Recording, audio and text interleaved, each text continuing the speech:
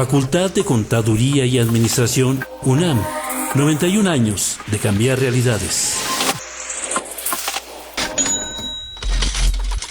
Consultorio Fiscal. María Concepción González de Chicago dice que hace 12 años Radio. presentó suspensión de actividades. Un programa de Radio UNAM Hay una PTU entonces que se determina. y de la Secretaría de Divulgación y Fomento Editorial de la Facultad de Contaduría y Administración. Si bien es cierto, estamos comentando todo lo que tiene con la contaduría. Tocaremos el tema de las deducciones personales, obviamente, porque no son tan fáciles de aplicar en realidad. Consultorio Fiscal. Radio. ¿Qué tal? Muy buenas tardes, ¿cómo están todos ustedes? Como cada semana, sean bienvenidos a Consultorio Fiscal, en donde obviamente pues tenemos muchas actividades, muchos temas para que ustedes los puedan comentar, y sin duda pues buscamos que todo esto sea oportuno por todo lo que estamos viviendo y por todo lo que ha de suceder. El día de hoy pues tenemos un tema muy interesante que se llama la nueva ley de propiedad intelectual, algo que quizás no se habla mucho, pero que va a ser muy importante porque arranca ya próximamente. Y bueno, tendremos obvio la ventaja de platicarlo con alguien que ha desempeñado esta tarea muy bien, el magistrado Ramón Cabrera, y también vamos a tener gente de Prodecon, muy gustosos de tenerlos, porque obvio pues nos van a platicar de algunos puntos novedosos, verdaderamente pues por difuminar algunas ideas que quizás nos puedan causar problemas en el día a día. Los vamos a tener por acá, pero como es acostumbrado, pues vamos a arrancar un poco con las actualizaciones de esto del COVID. Ya ven que el virus es como los grandes hits de rock and roll que llegó para quedarse. Difícil pensar que algún día se nos va a ir, ojalá si fuese, pero pues es algo así como la corrupción en México, de aquí a que se vaya va a estar muy difícil. Entonces esto va a pasar la 4T, la 8T, la 20T, y yo creo que vamos a seguir igual, pero no importa, vamos a platicar brevemente del COVID, y como cada semana, que en la conducción que a mí me corresponde, pues tenemos al doctor Francisco Burgoa. Doctor, pues buenas tardes, platícanos un poquito. Sé que ha habido mucha inquietud, ya vimos la vez pasada los verdaderos puntos esenciales de esta famosa vacuna que se desarrolla en Rusia, pero hoy en día me llama la atención, y creo que pues bien nos puedes platicar de lo que son las famosas pruebas que se hacen en las oficinas, si realmente valen la pena, esas que son rápidas o las que es de laboratorio. Platícanos un poco más, por favor, ¿cómo es esto? Sí, claro, cómo no, buenas tardes. Gracias por invitarme nuevamente. Básicamente podríamos hablar de 3 pruebas que existen. Voy a ir desglosando de manera breve cada una de ellas para que tengamos el conocimiento y sepamos por dónde debemos de abordar este método diagnóstico. La prueba más importante, la que está aprobada por la Organización Mundial de la Salud y la que tiene una efectividad o una fiabilidad de más del 90%, es la prueba viral que le llaman, o la prueba RT-PCR. Estas siglas hacen referencia a, pues, básicamente la estructura del virus de este COVID. Es la prueba que hemos visto muchas veces en televisión, donde con un hisopo tomamos muestra tanto de la mucosa nasal como de la mucosa faríngea. Esta prueba toma material genético del virus y es la que tiene la más alta fiabilidad, como les comentaba, prueba viral que le llaman. Pero también dentro de estas pruebas existe la prueba del antígeno. Es otra prueba que detecta proteínas de parte de la superficie de lo que es este virus COVID. Aunque esta prueba es un poco más económica y también un poco más rápida, tiene la desventaja de que no necesariamente puede detectar que haya infección activa, ¿no? O sea, es decir, en este momento, como la anterior que comentábamos, RT-PCR. Posteriormente viene una prueba que es la que dicen que es con un piquetito sobre el dedo y que da una gotita de sangre, que son las pruebas serológicas, y esta prueba es sobre los anticuerpos. Recordemos que los anticuerpos son pues células que producimos en respuesta a una amenaza por algún virus, por alguna infección. Finalmente los anticuerpos van a ayudar a combatir infecciones, pero la pues desventaja que encontraríamos en esta es que los anticuerpos se tardan en producir desde días hasta pues algunas semanas para que se desarrollen, e incluso después de que ya ha pasado la infección puede permanecer en la sangre por algún tiempo más. Por esta razón es que esta prueba serológica de punción en el dedo pues no es una prueba que me pueda ayudar a detectar una infección activa, mucho menos por COVID específicamente. Vuelvo a repetir, existen las pruebas que nos venden, que encontramos en algunos pequeños kits, que también les llaman pruebas de recolección en casa. Estas pruebas, pues, básicamente son más dirigidas a la cuestión del antígeno. Las pruebas RT-PCR, pues, son las que se hacen a nivel hospitalario, en clínicas ya ordenadas bajo prescripción por un profesional de la salud.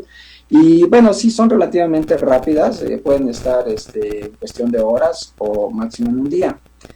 Cuando yo hablo de que son más o menos arriba del 90%, es porque esta prueba puede tener algunas fallas, pero no precisamente por el tipo de prueba que se trata, sino más bien hace referencia a algunos problemas que pudiera haber en la manipulación de la misma, en el control de temperatura a la que se debe tener, en las horas en las que se pudiera tardar en llegar hasta un laboratorio, o en la mala práctica al momento de tomar la prueba, ¿no? Pero básicamente serían esas tres pruebas: la RT-PCR, que es la más recomendable, la de los antígenos, un poco menos, y la que de plano no se recomendaría sería la serológica de punción en el dedo. Ok, entonces quiere decir que, por ejemplo, ahorita que estamos con bueno, ya es un decir ahorita, ¿no? Desde hace tiempo se había manejado la reapertura de algunos establecimientos, de algunas plazas comerciales y de algunos negocios. Para todas estas empresas que quisieran aplicar a sus empleados esta prueba rápida, de alguna forma pudiese ser no fiable y quizás no pudiese ser tan recomendada. Bueno, sí, por supuesto. Nada más que aquí no perdamos de vista que actualmente hay mucha confusión entre cuáles son las pruebas rápidas, ¿no? Porque prácticamente todas, pues, relativamente son rápidas. Aquí hay que ver que es la serológica, la de anticuerpos, esa de plano no es recomendable, y esa es la que es con la punción en el dedo. Las otras, las de los antígenos, las pruebas virales de antígenos o la RT-PCR, obviamente no se van a hacer en una empresa porque requieren cierta infraestructura. Además, para elaborar este tipo de pruebas, pues se requiere también permiso y que se tenga pues la capacidad, ¿no? o la infraestructura para poder elaborarlas. Exacto, para que el trabajador entonces esté dispuesto a poner el brazo o en este caso la toma que se hace faríngea. Entonces es algo que, a ver, se me ocurre, si yo soy una empresa, entonces valdría más la pena programar una serie de pruebas que será aproximadamente en una ronda de 3 semanas o algo así, que es lo que le tarda en incubar el virus. Sería más fiable y más seguro para los trabajadores, más seguro para los clientes, en lugar de las pruebas rápidas. Es lo que pudiera yo quizás proponer, ¿no? Se me ocurre. Bueno, sí, vuelvo a repetir, la prueba serológica no sería tan recomendable. Las otras dos, las virales, esas sí, aunque una de ellas no precisamente detectaría infección activa, pero sí sería recomendable. Aquí lo que hace un poco complicado es el costo. De hecho, esto manejado a nivel, pues, por países, vemos que hay por ahí naciones como Israel, Luxemburgo, Islandia, Letonia, que pues aplican muchas pruebas de RT-PCR, y hay otros países que tienen un porcentaje muy bajo, como podría ser Grecia, Polonia, Hungría e incluso también México, aunque esto también va determinado por el tipo de abordaje que cada gobierno quiere hacer para el manejo de la pandemia. Algunos, obviamente, por los limitados de los recursos, o porque no quieren invertir necesariamente en esto, y porque pretenden ir controlando la pandemia bajo otros aspectos de vigilancia. Depende de cada gobierno. Ok, en México llevamos ya 68,000 fallecidos por COVID. Se rumora, no me hagan caso, de que la instrucción en las instituciones de salud gubernamental se ha dicho que ya no se asiente que los fallecimientos son con COVID, porque la meta está en que en noviembre estemos en semáforo verde. A ver si es que lo logramos, pero bueno, tenemos que estar de todas formas, no bajar la guardia y estar muy atentos, ¿no?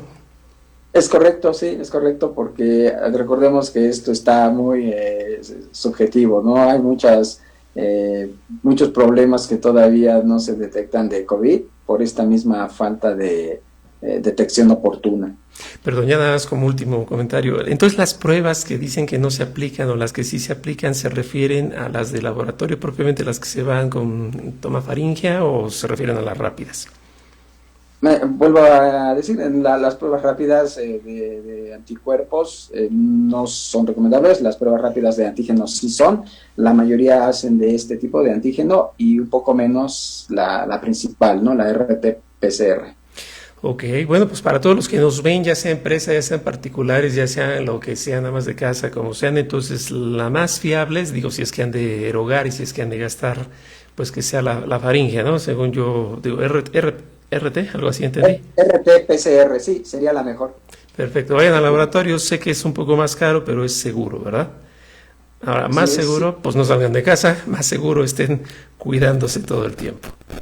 Es correcto. Perfecto. Doctor, pues muchas gracias por el comentario de esta semana. Seguiremos atentos a lo que vaya pasando, las novedades del COVID. Y bueno, pues nosotros vamos a ir rápidamente a una pausa, pero recuerden, síganse quedando en casa. Vamos a desarrollar hoy el tema de la nueva ley de propiedad intelectual. Regresamos. Consultorio Fiscal Radio. ¿Sabes si lo que te dicen es verdad? Entérate aquí, en Cuentas Claras. Cuentas Claras.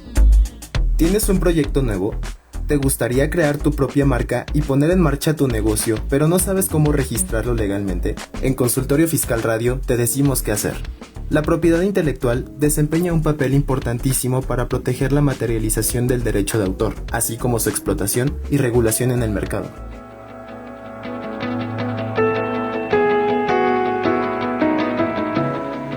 Con la publicación de la nueva Ley Federal de la Protección a la Propiedad Industrial, publicada el 1 de julio de 2020 en el Diario Oficial de la Federación y que entrará en vigor este 5 de noviembre, se tienen por objeto los siguientes puntos en pro de este derecho para las personas que son creadoras de contenido, arte, productos, etc.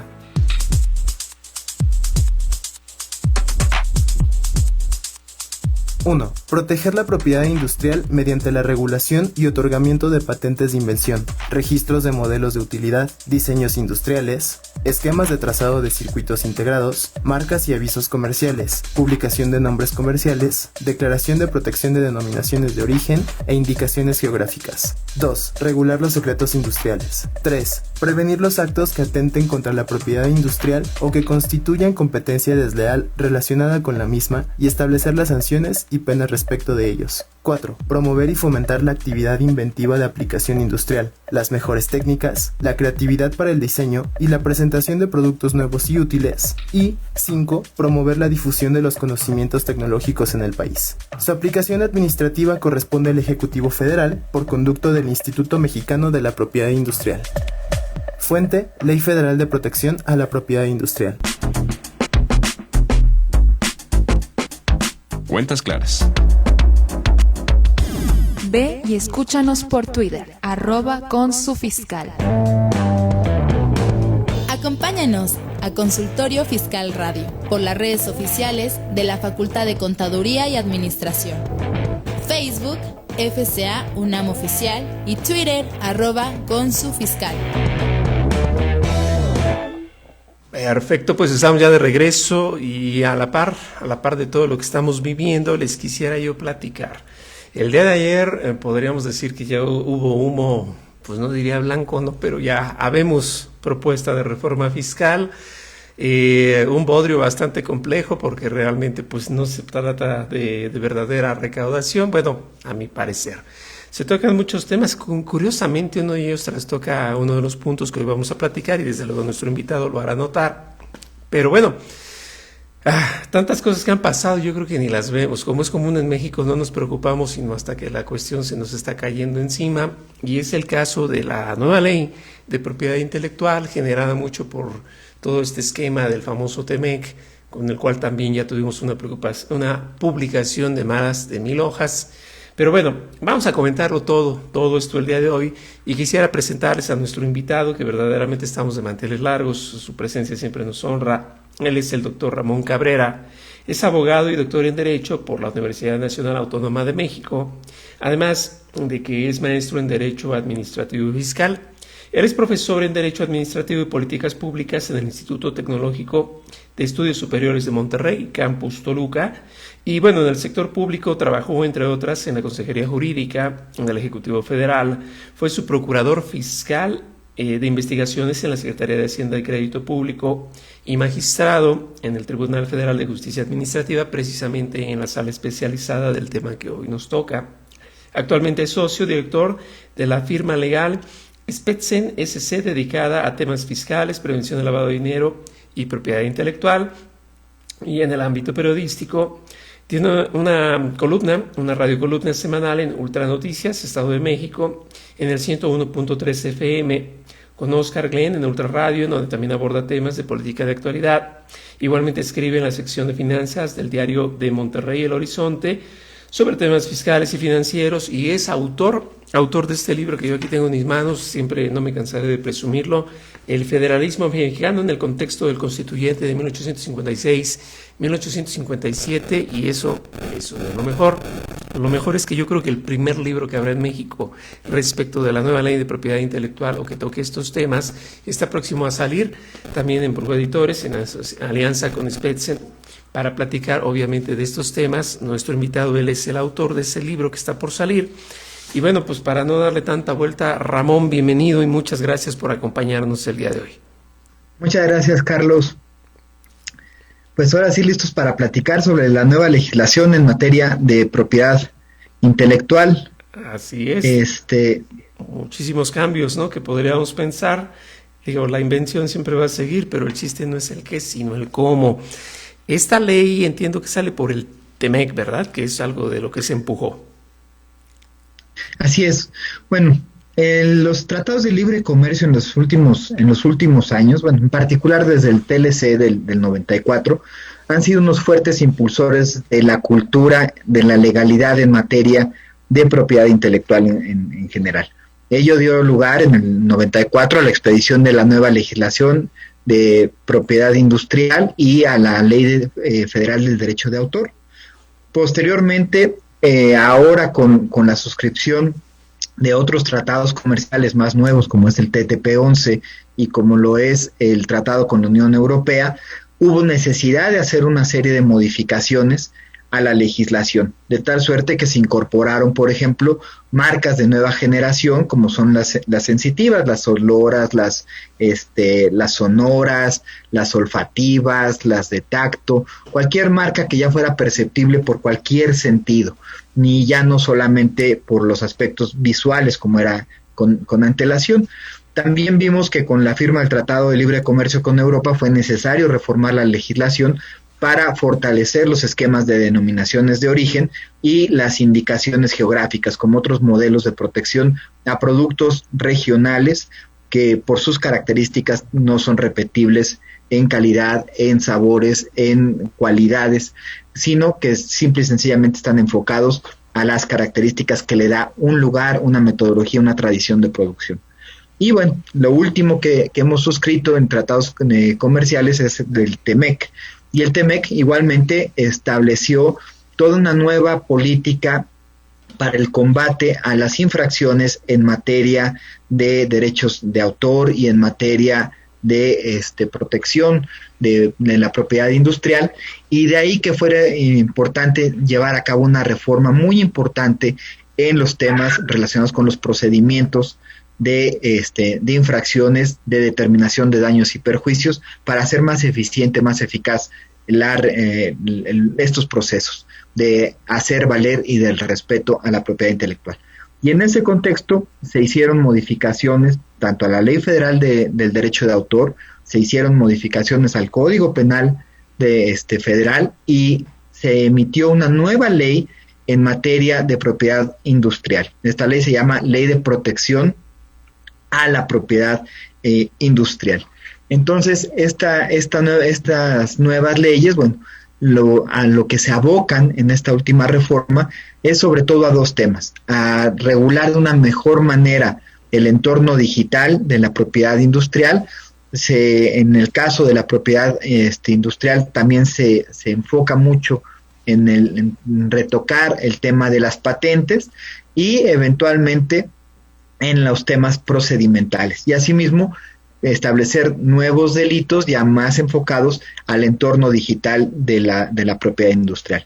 Entonces parecería que todo esto es un gran paso de parte del Estado mexicano para el fortalecimiento de esta cultura de respeto, de fomento a la protección de la propiedad industrial.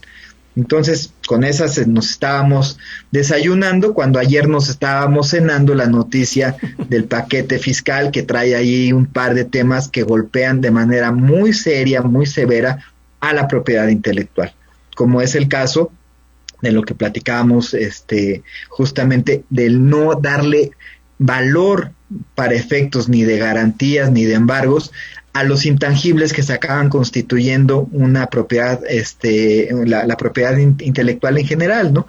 Cosa muy extraña, porque imagínate tú, dice el SAT que no va a embargar marcas porque son de muy extraño valor.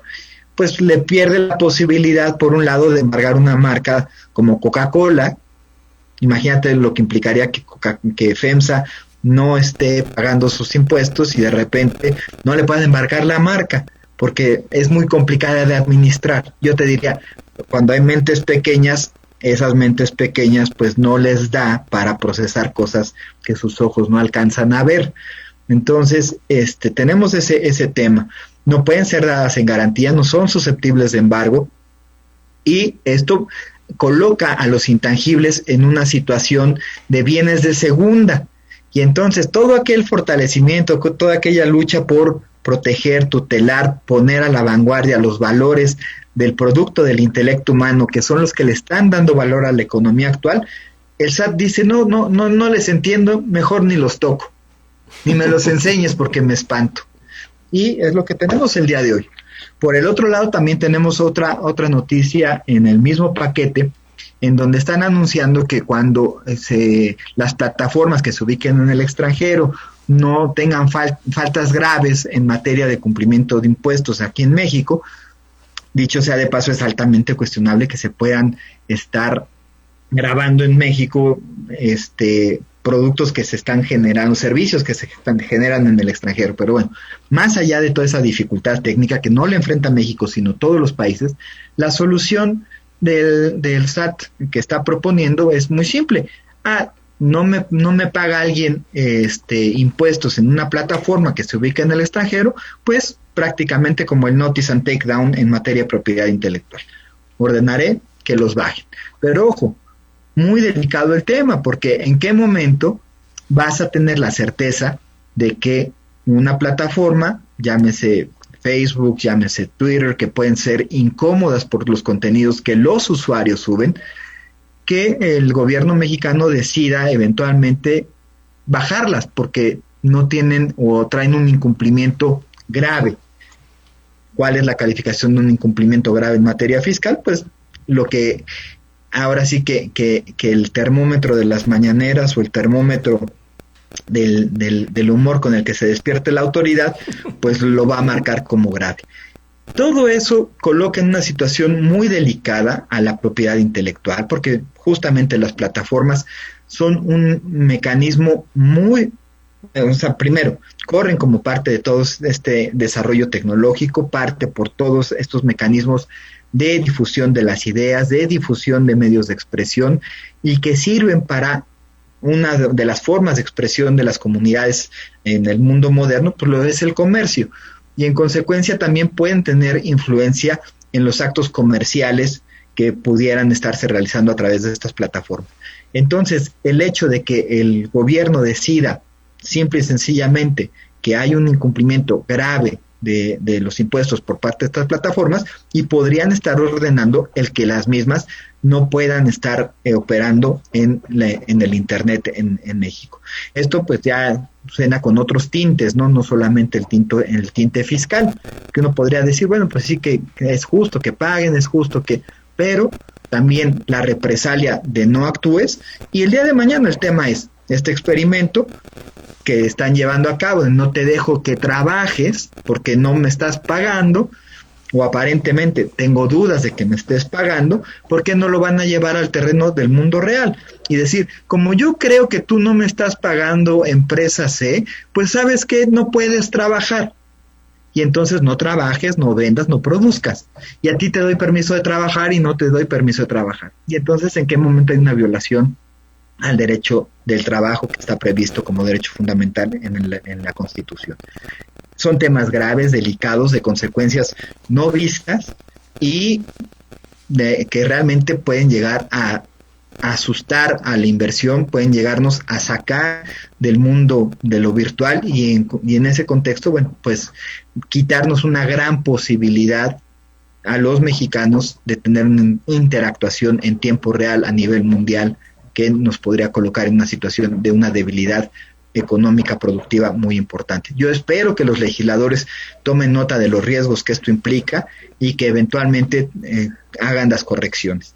Difícilmente se ve porque bueno, la mayoría del Congreso la tiene para pasar las leyes el Morena, y tendríamos que estar a la espera en su momento, bueno, de ver el apoyo que se pueda tener de parte del Poder Judicial, que también en temas fiscales en los últimos años hemos visto que ha sido totalmente pro fisco. Entonces, bueno, son cuestiones delicadas, complejas y que dan un entorno muy difícil, allá de por sí entorno complicado derivado de la pandemia que comentabas con el doctor Burgoa, con Francisco, en este caso el médico, y el entorno de la crisis financiera que se está gestando a la luz de esa pandemia, que eventualmente se va a acabar traduciendo en una crisis fiscal, porque pues la recaudación ya estamos viendo que no está dando para la satisfacción de los intereses de la actual administración, porque también otro tema interesante en el paquete fiscal fue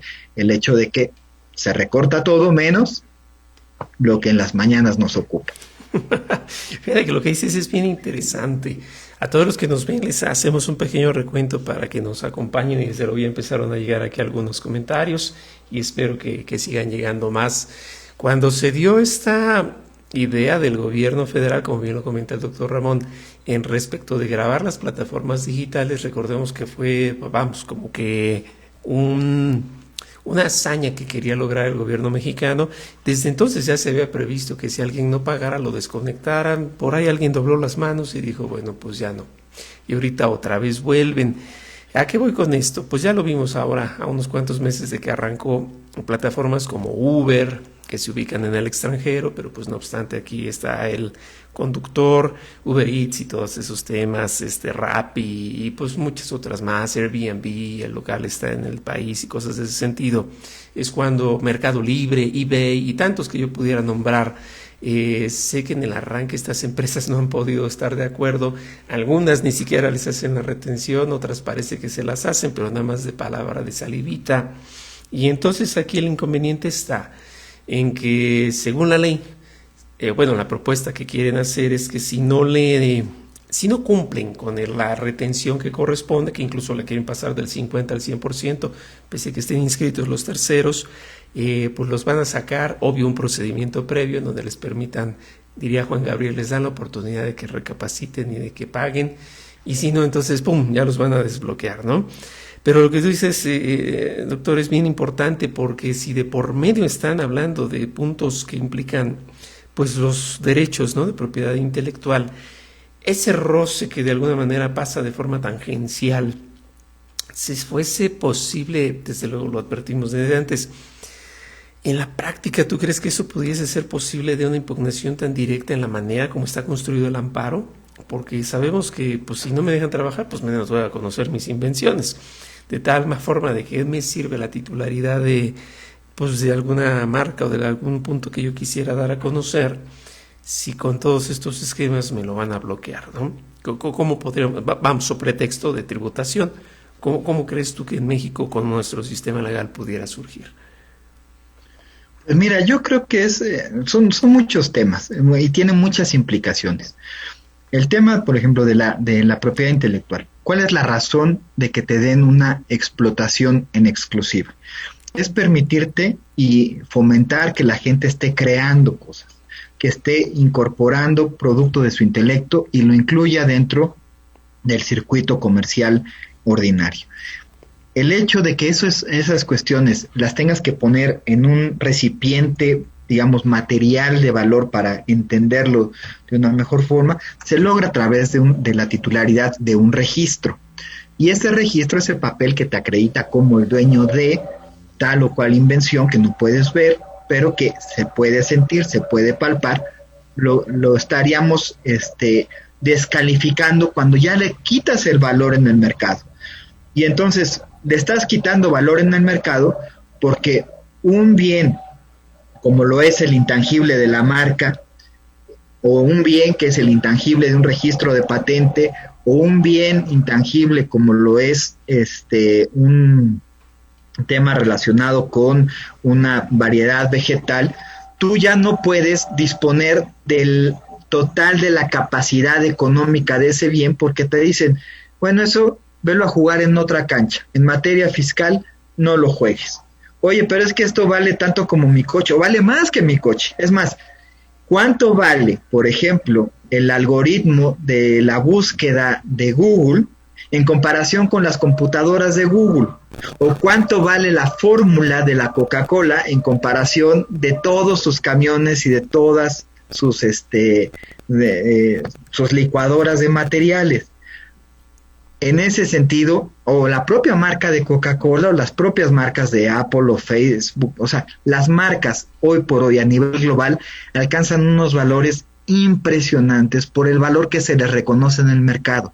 Y nuestra autoridad fiscal está decidiendo que no tienen valor para ella, que prácticamente no me los traigas porque ni les entiendo y me generan dolor de cabeza. ¿Por qué les genera dolor de cabeza? Porque no las entienden. No entienden el mercado de marcas, no entienden el mercado de los intangibles, y entonces mejor ni me las traigas porque luego ¿qué hago con ellas, no? Entiendo que hay excesos como en todo, donde se valoran de repente marcas que no tienen un valor real en el mercado y se les dan unos valores impresionantes para ciertos efectos fiscales. Está bien, eso lo puedo entender, pero eso no es el tema del embargo, no es el tema del darlas en garantía o el darlas en pago.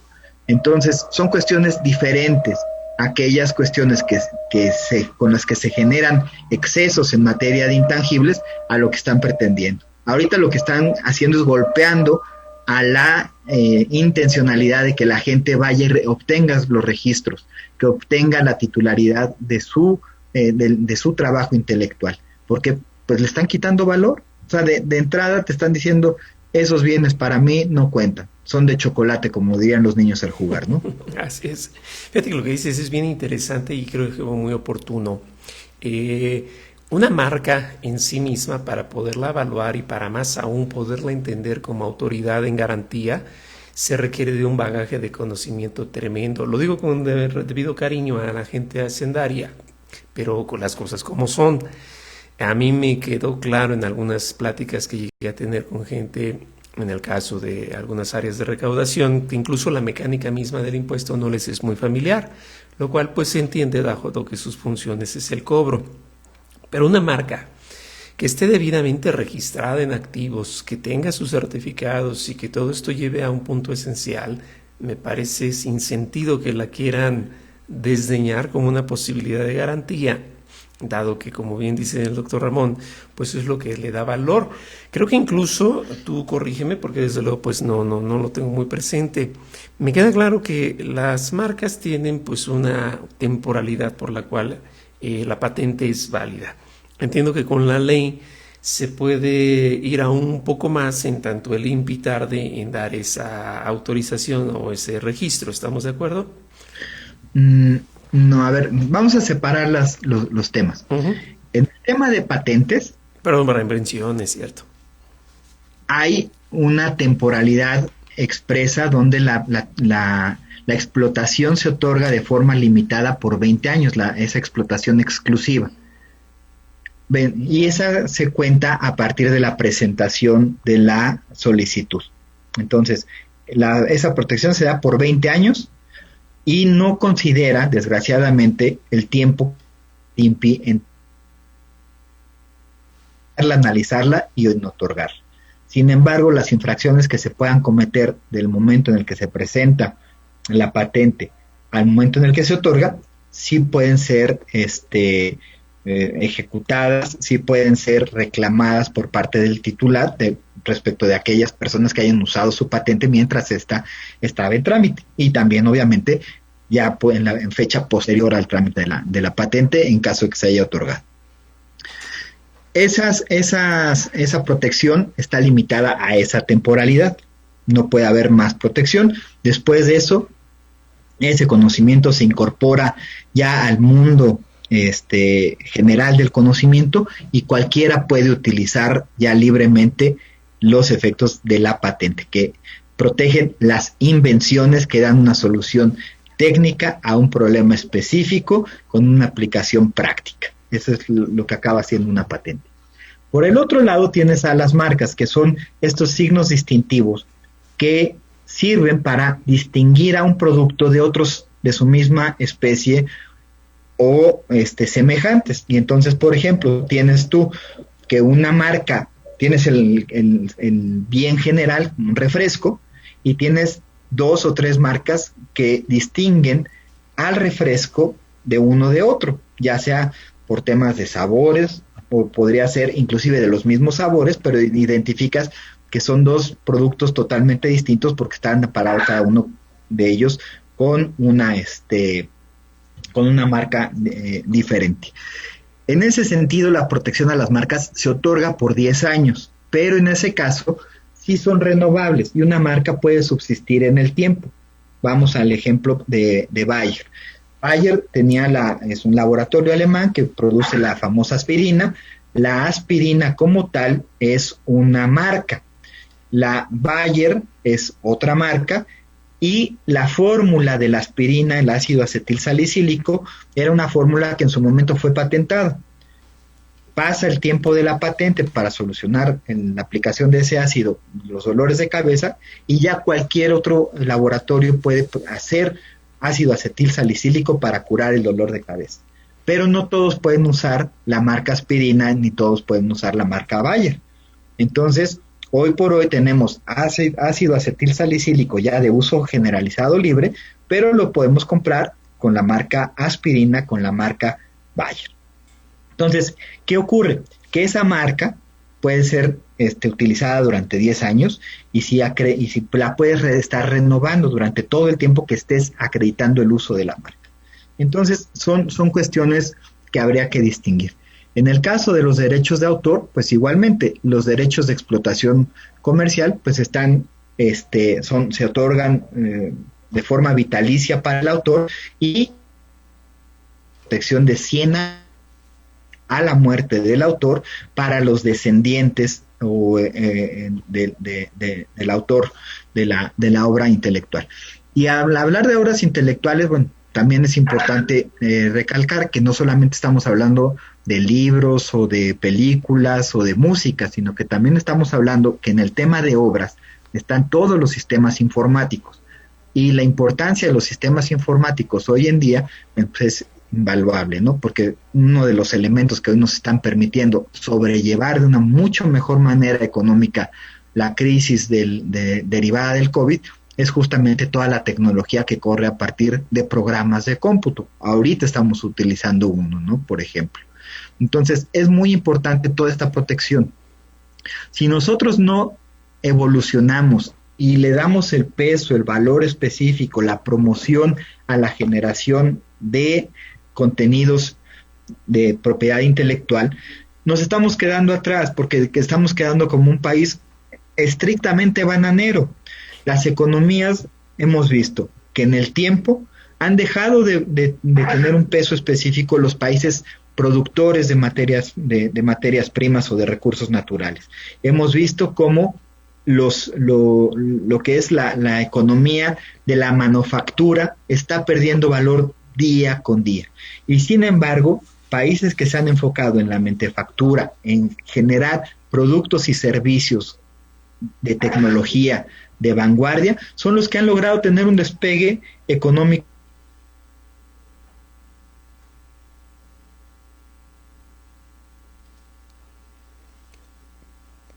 Parece que hay un poquito de pausa.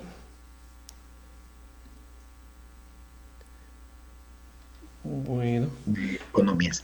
Si nosotros no nos enfocamos en ese contexto, nos estamos quedando atrás y nos estamos quedando en un país que pues vamos a vender plátanos, pero no vamos a vender tecnología, no vamos a generar tecnología y no vamos a estar en el primer mundo.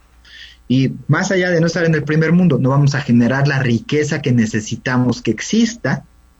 Y cuando hablo de riqueza, no hablo de la riqueza ahora cuestionada moralmente. Hablo de la riqueza que es esa capacidad de generar cuestiones que generen bienestar a las personas para satisfacer sus necesidades.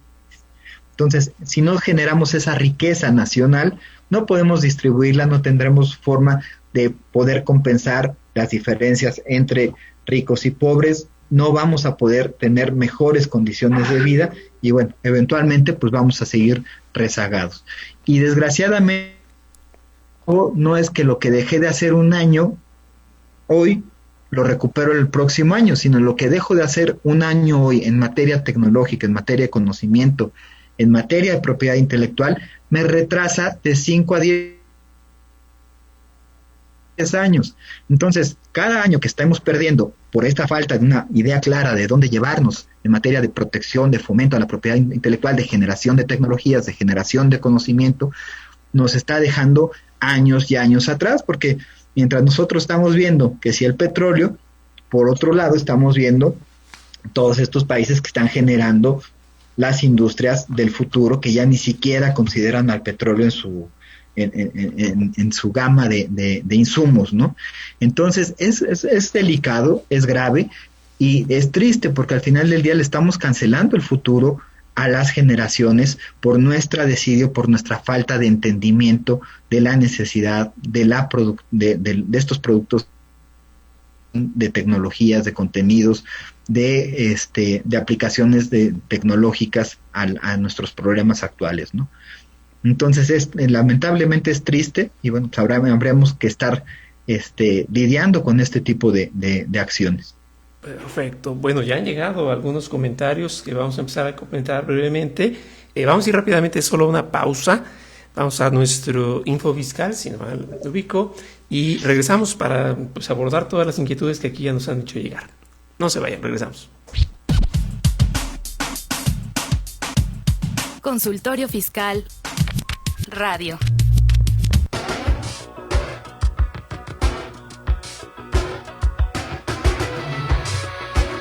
Info Fiscal. 2 de septiembre. La Secretaría de Economía da a conocer el acuerdo que modifica al diverso por el que la Secretaría emite reglas y criterios de carácter general en materia de comercio exterior. 3 de septiembre. La Secretaría de Economía emite el decreto por el que se modifica la tarifa de la Ley de los Impuestos Generales de Importación y de Exportación. La Secretaría de Hacienda y Crédito Público comunica el acuerdo por el que se delegan facultades a los servidores públicos del SAT. 4 de septiembre. La Secretaría de Hacienda y Crédito Público da a conocer las disposiciones de carácter general que establecen el procedimiento para la construcción de los indicadores de rendimiento neto de las sociedades de inversión especializadas de fondos para el retiro. Info Fiscal. Consultorio Fiscal Radio. Tu opinión es importante para nosotros. Buzón de voz o en WhatsApp 5578-3696-17. Déjanos tu nombre, número telefónico y dirección.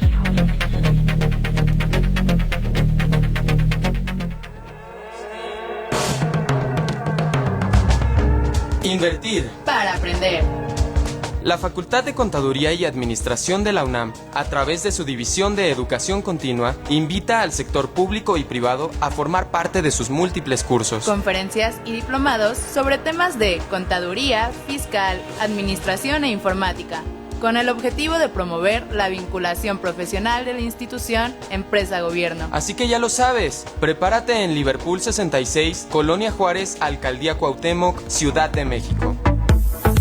Informes al 55 55 33 16 17 y al 01 800 83 32 322. O si lo prefieres, ingresa a la página dec.fca.unam.mx. No te pierdas, en la División de Educación Continua hacemos capacitación a la medida.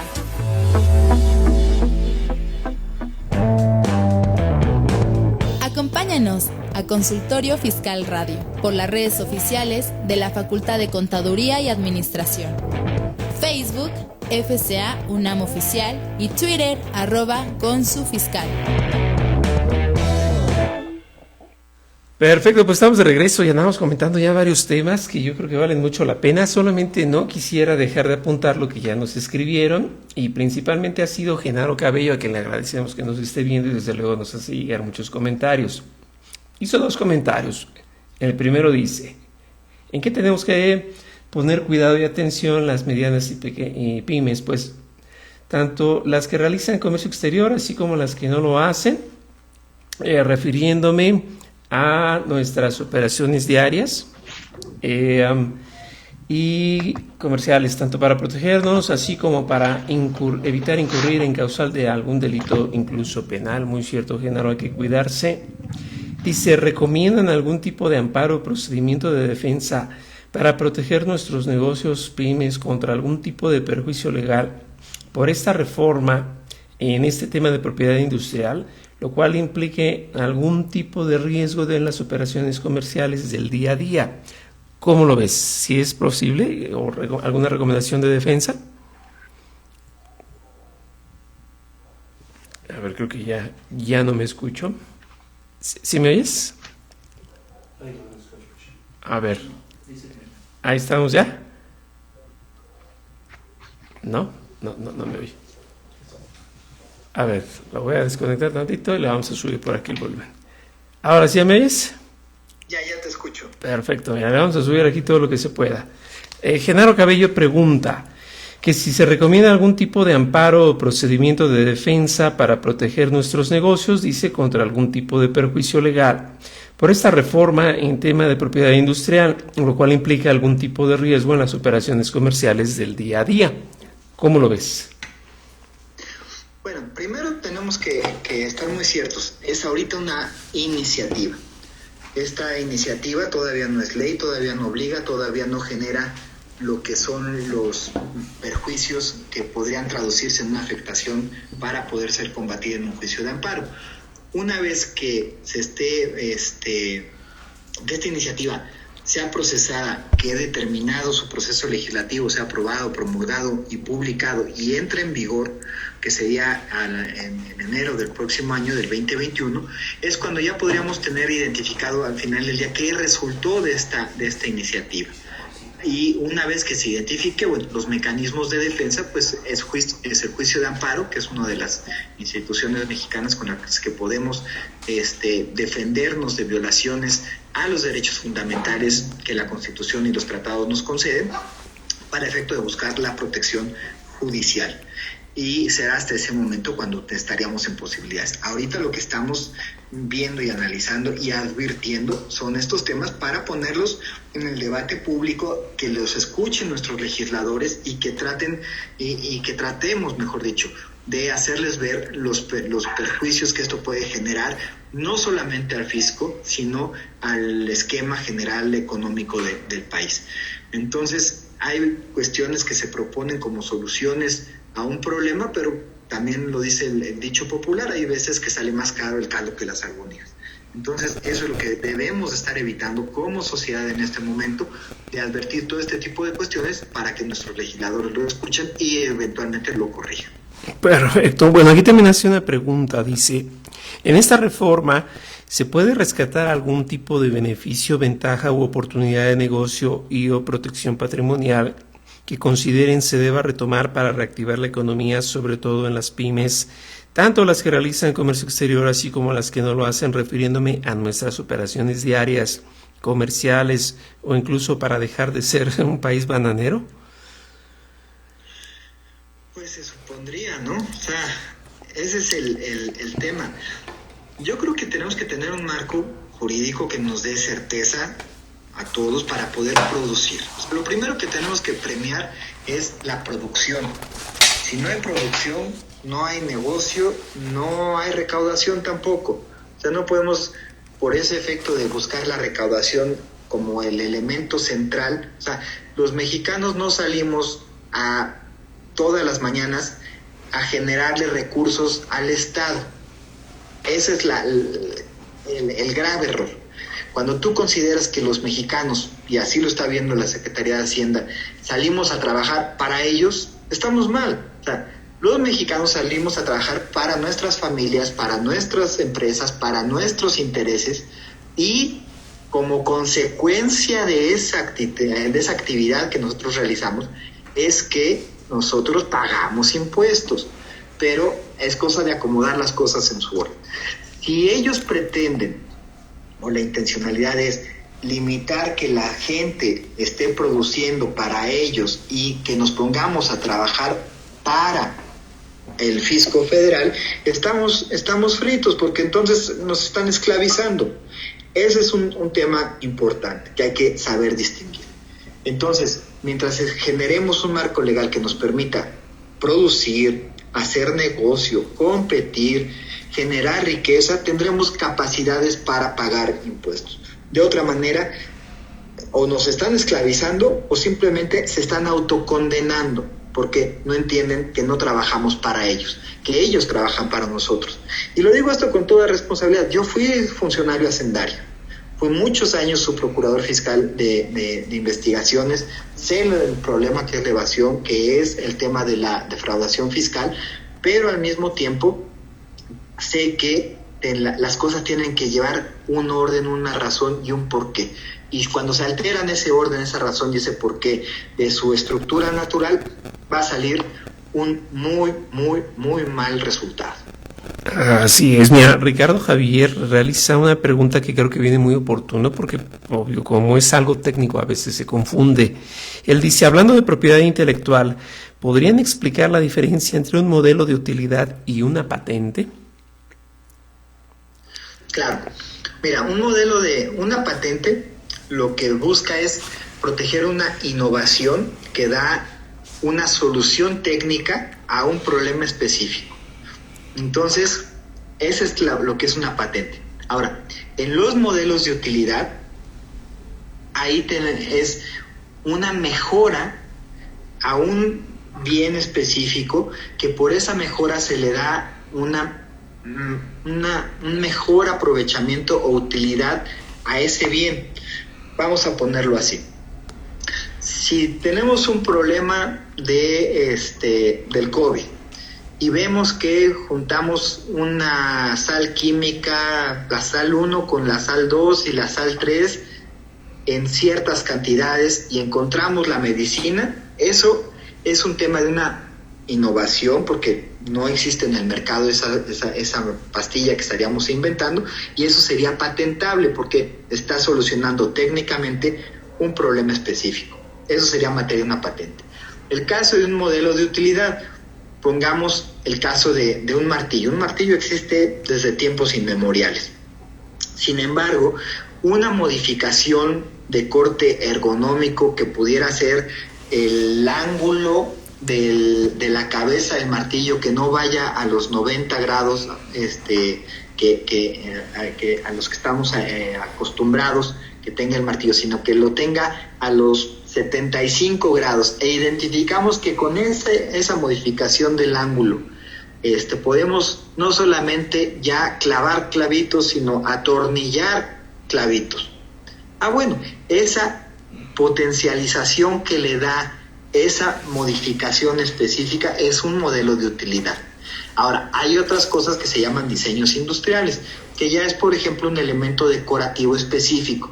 Si además a la cabecita del martillo le ponemos unos dibujitos tallados para que se vea más bonito, eso se puede proteger como un dibujo industrial. Entonces, son diferentes cuestiones las que se pueden ir incorporando a un producto que eventualmente pueden gozar de protecciones porque le dan una cierta distintividad.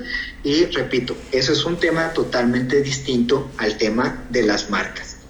Perfecto. A ver, mira, Genaro Cabello tiene un punto importante. Dice, en su opinión, ¿qué tipo de conocimientos y habilidades se debe capacitar al mexicano, sean niveles técnicos, profesionistas, gente autodidacta, para entrar en el esquema y modelo de negocio contrario a lo que implica ser un país bananero y alejarse cada vez más de ese esquema?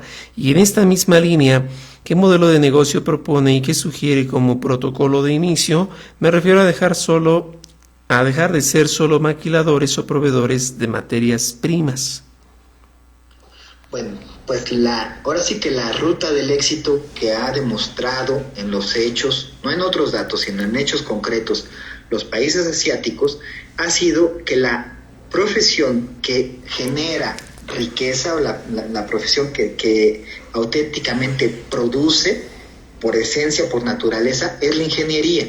En la medida en que ellos han tenido más ingenieros, es que han generado mayores avances tecnológicos y han generado mayores progresos económicos. En la medida en que se han disminuido sus ingenieros, cosa que le está pasando, por ejemplo, a Japón en estos últimos años, Japón ha venido perdiendo competitividad frente a otros países que están egresando ingenieros al por mayor. Entonces, ¿cuál es la solución? Primero, enfocar los esfuerzos educativos a generar ingenieros. Y después, bueno, los siguientes esfuerzos es que apoyemos desde las distintas profesiones a esos ingenieros para que tengan un entorno que les permita producir, mejorar y hacer nuevas innovaciones que permitan generar valor, que permitan modificar la compra de la tecnología al extranjero y que empecemos a utilizar tecnología nacional. Si no producimos tecnología nacional y nos estamos dedicando nada más a importarla y aplicarla, la riqueza de valor agregado se le está llevando el que generó el valor. Entonces esa sería la ruta que yo observo a partir de lo que me ha tocado platicar y estudiar con gente de otros países, principalmente países asiáticos, en donde justamente ponen el acento característico de que los ingenieros son los que marcan la diferencia. Y lo digo así siendo yo abogado. O sea, todos los abogados, todos los médicos, todos tendríamos que estar trabajando en favor de un entorno para que los ingenieros tengan esa posibilidad de explotar su conocimiento, de generar innovaciones, de implementar mejoras a procesos, a productos, a servicios. Ok, ahí es donde entraría propiamente CONACYT, ¿no? Pero creo que hoy en día CONACYT es una palabra tan alejada de los puntos que nos pueden impulsar. Luis Antonio Pineda On dice, así como se incluye el impuesto a todas las plataformas digitales, también deberían utilizar esos recursos para impulsar el desarrollo de apps mexicanas. Para eso y para muchas cosas más. Y dice, impulsar la investigación es lo que nos alejará de ser un país bananero, lo dice José Carranza, totalmente de acuerdo. Nelep Udiat pregunta algo, dice, escuché por ahí que esta ley no nos permitirá, por ejemplo, reparar una computadora. Por ejemplo, no me permitirá aumentarle la memoria RAM o la capacidad de disco duro. ¿Qué tan cierto es eso? Mira, hay un tema muy particular. Las reformas a la ley del derecho de autor lo que implican es hacer una protección a los programas de cómputo. En este sentido, lo que estos programas, cuando traen capas de protección para que no pueda ingresar alguien a manipularlos, es lo que eventualmente se está tratando de tutelar. De ahí que, por ejemplo, cuando en un esquema de reparación de una computadora, un ingeniero tuviera que meterse violando los sellos de protección del programa para manipularlo, para componerlo, eso sería lo que a la literalidad de la ley estaría prohibido. Sin embargo, la autoridad ya ha salido a aclarar que no se trata de ese tipo de temas, sino a esa violación para quitarle los candados que permitan un uso generalizado, ya sin protección, sin seguimiento a los bienes, cosa que suena razonable.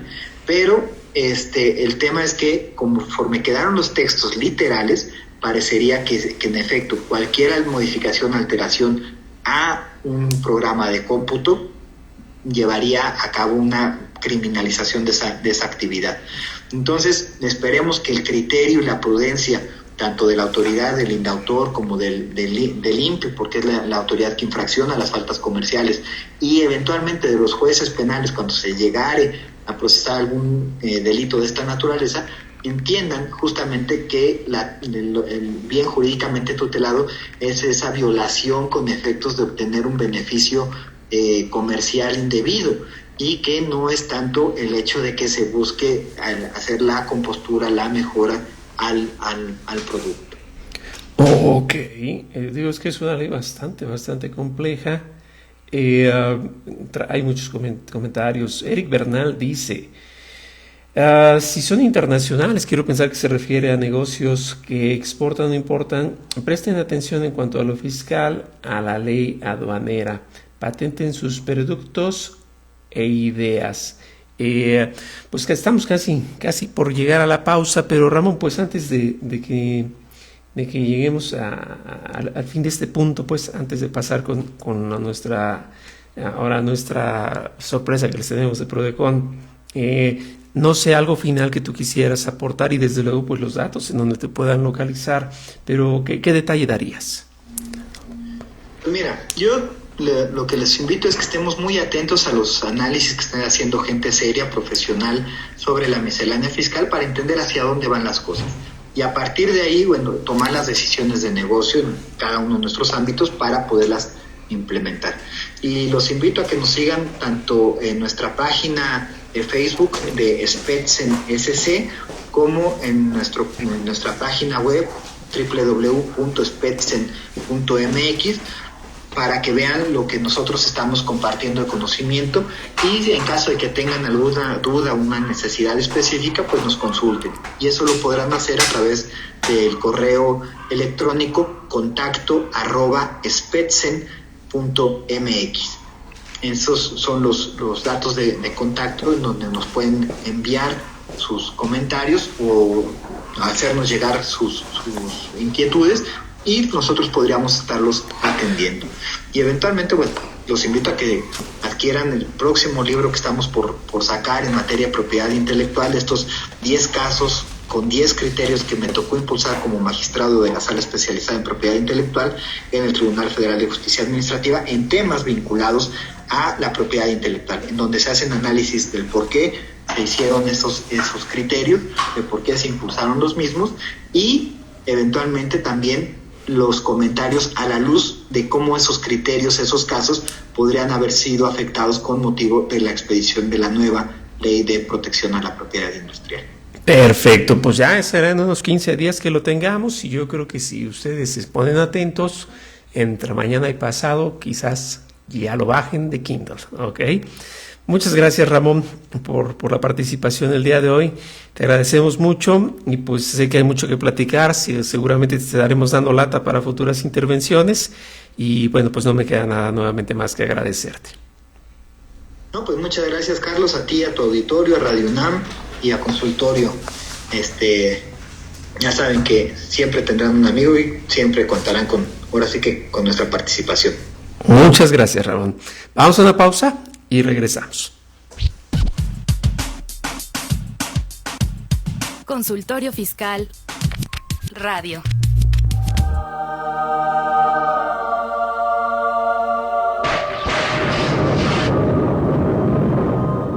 Nada queda oculto, dijo el Señor. Y por eso creó al SAT.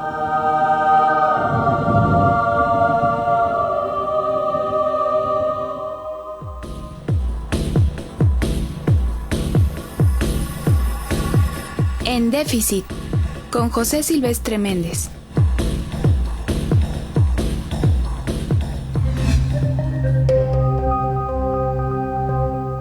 AMLO, balance a 2 años de gobierno.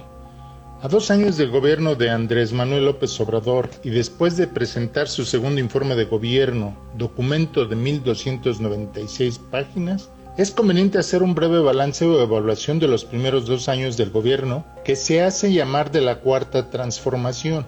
Lo que se observa es que el plan del presidente para instaurar la Cuarta Transformación se ha enfrentado a dos grandes obstáculos estructurales difíciles de superar en el corto plazo.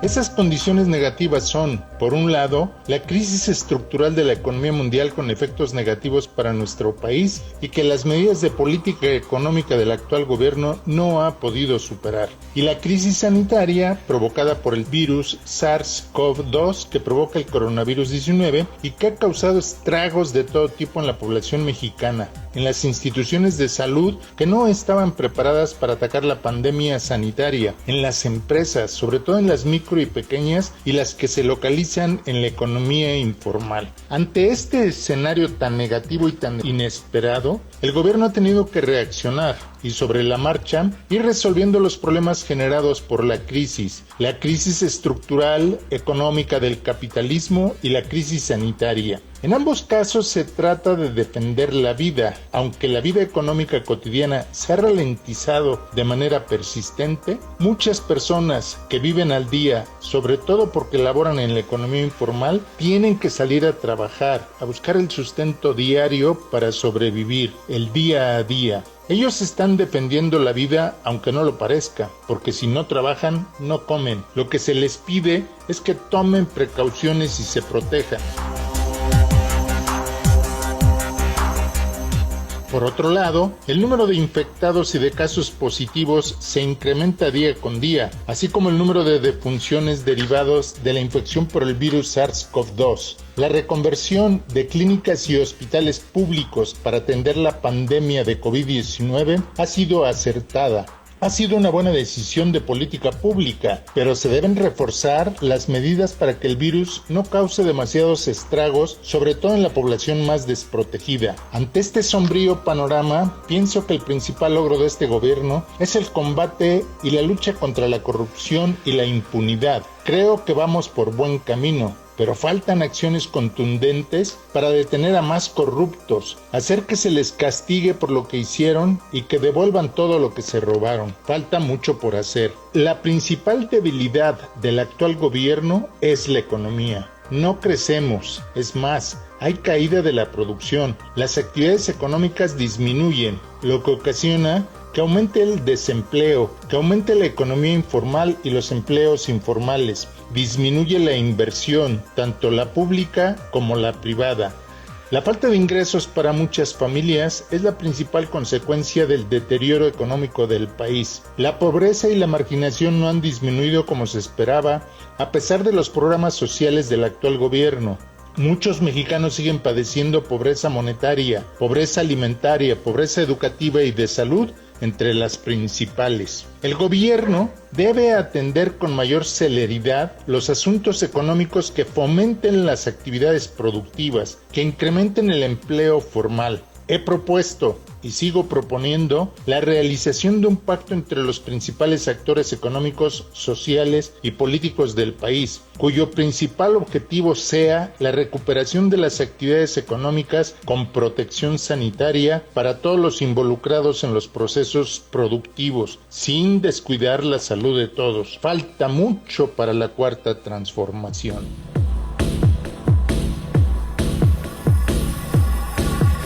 En déficit, con José Silvestre Méndez.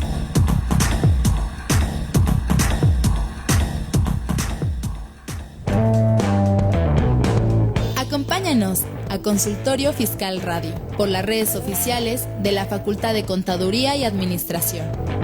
Facebook, FCA UNAM Oficial y Twitter, @ConsuFiscal. Perfecto, pues ya estamos de regreso y les dije que teníamos una sorpresa y lo prometido es deuda, no así como los políticos de todos los años que nos conocemos, sino una promesa bien cumplida. Para nosotros es un gustazo, la verdad, compartir este espacio y que nos acompañe gente de la Procuraduría de la Defensa del Contribuyente, por abreviarlo PRODECON. La verdad es que PRODECON está haciendo una serie de actividades que sin ellas creo que difícilmente podríamos tener un equilibrio en la tributación. Sabemos que pues los tiempos no son fáciles, también las actividades hacendarias tienen que reforzarse y es ahí en donde PRODECON siempre hace una buena presencia en la dinámica de toda persona. Y bueno, tenemos a un invitado que la verdad ustedes verán, nos va a dejar con un muy buen sabor de boca, nos va a platicar de algunas de las publicaciones que está realizando Prodecon. Quisiera presentarlo debidamente. Es el licenciado Luis Fernando Valderas Espinosa. Él es licenciado en Derecho por la Universidad de Anáhuac de Jalapa y entre sus diversos estudios destacan la licenciatura en Contaduría Pública y las maestrías en Administración Pública y Derecho Corporativo. También cuenta con diplomado en Derecho Fiscal, especialidad en Derecho de Autor y Propiedad Intelectual, así como con un diplomado en Derecho Judicial impartido por la Universidad Panamericana y la Universidad Austral de Buenos Aires, Argentina. En el ámbito laboral, se ha desempeñado como abogado tributario en la Administración Local de Recaudación de Jalapa, como jefe de la Oficina de Adquisiciones de la Unidad Administrativa de la Secretaría de Gobierno del Estado de Veracruz y asesor del Secretario de Trabajo, Previsión Social y Productividad del Gobierno del Estado de Veracruz. Asimismo, ha sido secretario de Acuerdos de la Junta de Gobierno y Administración, así como de diversas salas regionales del Tribunal Federal de Justicia, en aquel entonces Fiscalía Administrativa. También se desempeñó como secretario de tribunal en el 6º Tribunal Colegiado Auxiliar en la 3ª región con residencia en Morelia, Michoacán, del Poder Judicial de la Federación. En junio de 2013 se incorporó a Prodecon como director de área de quejas y reclamaciones de impuestos federales y en agosto de ese mismo año fue nombrado delegado en Veracruz de la Procuraduría y a su vez en noviembre de 2015 fue designado como director general de quejas y reclamaciones de impuestos federales en Prodecon. En octubre de 2019 fue nombrado director general de Acuerdos Conclusivos, algo que es actualmente recurrido por todos los contribuyentes, y bueno, fecha a partir de la cual, en suplencia por ausencia, ha estado a cargo de la entonces Subprocuraduría General de Prodecon, ahora denominada Subprocuraduría de Acuerdos Conclusivos y Gestión Institucional, entre muchas otras actividades que él ha tenido. Luis Fernando, bienvenido y muchas gracias por compartir el espacio con nosotros. Muchas gracias, doctor. La verdad es un gusto para mí estar aquí y pues digo, poder platicar contigo y con tu audiencia, ¿no? Respecto de algunos temas que consideramos de gran relevancia. Así es. Bueno, Prodecon entiendo que ha estado realizando alguna forma de publicaciones que la gente pudiera tomar como referencia y esto, bueno, pues la verdad es que qué tan agradecido, porque si alguien tuviera experiencia, pues si no es Prodecon, ¿quién más, no? Obviamente son los líderes en este punto. Y algo que casi no sufre el mexicano es la famosa cancelación de sellos, ¿no? Y que con la reforma, quién sabe qué pase, ¿no? Pero bueno, platícanos, por favor, ¿cómo va todo esto? Claro que sí, mira, la cancelación del certificado de sello digital fue un tema que lo tocamos en uno de los 9 cuadernos que, como tú comentaste, con motivo del 9º aniversario de la Procuraduría de la Defensa del Contribuyente, pues decidimos publicar. Son gratuitos, los pueden encontrar en la página de internet estos 9 cuadernos, los pueden descargar sin ningún problema. Y pues digo, dentro de los temas son precisamente el de cancelación de certificado de sellos digitales. ¿Qué es lo que quisimos hacer propiamente en este cuaderno? Pues explicar un poquito, pues desde lo básico de en qué consiste el certificado de sello digital, qué dudas luego hay respecto a la necesidad de tener o a la importancia que se tiene en tener vigentes estos certificados de sellos digitales, algunos criterios que nosotros hemos emitido, tanto sustantivos como jurisdiccionales, derivado de las experiencias que se han tenido como parte de las actuaciones que llevan a cabo las autoridades para efecto de la cancelación del certificado de sello digital. Y también consideramos de gran relevancia el comentar un poquito cómo venía operando esta cancelación de sellos digitales hasta, o bueno, más bien conforme a la legislación que se tenía hasta el 31 de diciembre de 2019 y tratar de explicar en qué consistió la modificación con motivo de las reformas fiscales que se hicieron en el 2020 para efectos de este tema de la cancelación de certificado de sello digital.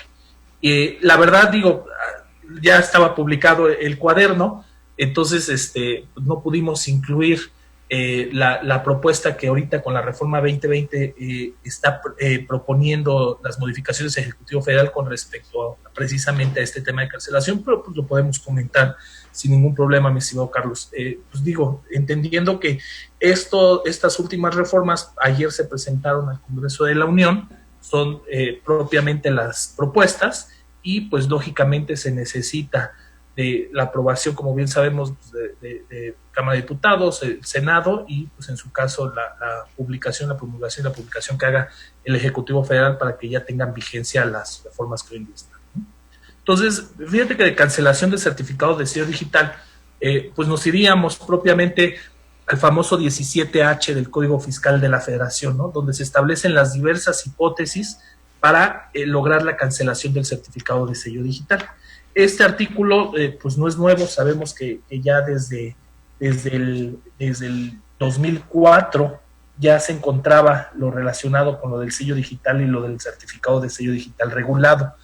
Y en el 17H se establecen diversas causas para la cancelación del sello digital. Sin embargo, lo que fue relevante es que con motivo de las reformas que se efectuaron, precisamente para tratar de combatir digamos muy coloquialmente, a los factureros como EDOs, EFOS, esta herramienta de cancelación de certificado de sello digital se utilizó realmente de una forma, digamos, muy común por las autoridades y la causa que generaba la cancelación del certificado de sello, y estamos hablando antes del 2020, es decir, hasta el 2019, fue precisamente la famosa fracción 10, que antes estaba del 17H, en el cual, yéndonos a la legislación que estaba aplicada y que estaba vigente hasta antes de diciembre de 2019, pues establecía 4 incisos, recordaremos, pero esos 4 incisos realmente contemplaban un sinnúmero de causas por las cuales la autoridad fiscal podría lograr cancelar el sello. Entonces, dentro de las causas que se tenían, y la verdad para la Procuraduría fue temas principales con los que siempre acudíamos y apoyábamos a los contribuyentes, era en la fracción 10 era una, que detectaran que los contribuyentes en un mismo ejercicio fiscal y estado obligado a ellos omitan la presentación de 3 o más declaraciones periódicas consecutivas o de 6 no consecutivas, previo requerimiento de la autoridad. Es decir, la falta en ese momento de declaraciones. 2, que durante el procedimiento administrativo de ejecución el contribuyente desapareciera o no se encontrara, ¿no? O no se localizara. 3, que en ejercicio de facultades de comprobación detecten que el contribuyente no puede ser localizado o que desaparezca durante el ejercicio de facultades de comprobación o se tenga conocimiento de que los comprobantes emitidos se utilizaron para amparar operaciones inexistentes. Y el último inciso, que era como el comodín, era, aunque no ejerza facultades de comprobación, si yo detecto que existe una o más infracciones de las previstas en el 79, 81, 83 del código, te puedo cancelar el sello, y eso nos daba un abanico de posibilidades para que la autoridad pudiera efectuar la cancelación de sellos. ¿Por qué? Porque estamos hablando de todas las infracciones relacionadas con llevar contabilidad, todas las infracciones relacionadas con la omisión de las declaraciones que se deben de presentar, y eso pues realmente le daba gran margen a la autoridad para efectuar la cancelación de sellos. A raíz de esta aplicación de esta fracción 10 con estos 4 incisos, la verdad teníamos mucho trabajo por la interpretación que muchas veces le daba la autoridad y aparte el procedimiento que se llevaba. Un ejemplo, si la autoridad acudía a llevar a cabo un embargo y por cualquier cuestión veía cerrado el lugar, cancelaba el sello. El contribuyente, al detectar lógicamente que tenía su sello cancelado, acudía con la autoridad y luego la autoridad le decía, bueno, pues te libero el sello hasta que te pague. A ver, espérame, no, la causa de cancelación no es el que cobres, sino es el que tú puedas llevar tu acto de cobro coactivo. O sea, no puedes condicionar al pago para la liberación del sello, sino al hecho de que el contribuyente se encuentre localizado. Entonces lleva a cabo la diligencia de acto de cobro coactivo y pues cobra, ¿no? Ya si el contribuyente te paga, bueno, pues ya no es necesario efectuar el acto de cobro coactivo y pues al no estar sin materia, bueno, mientras estés localizado ya lo levantas, ¿no? Entonces ese tipo de cuestiones eran muchas veces las problemáticas que se tenían.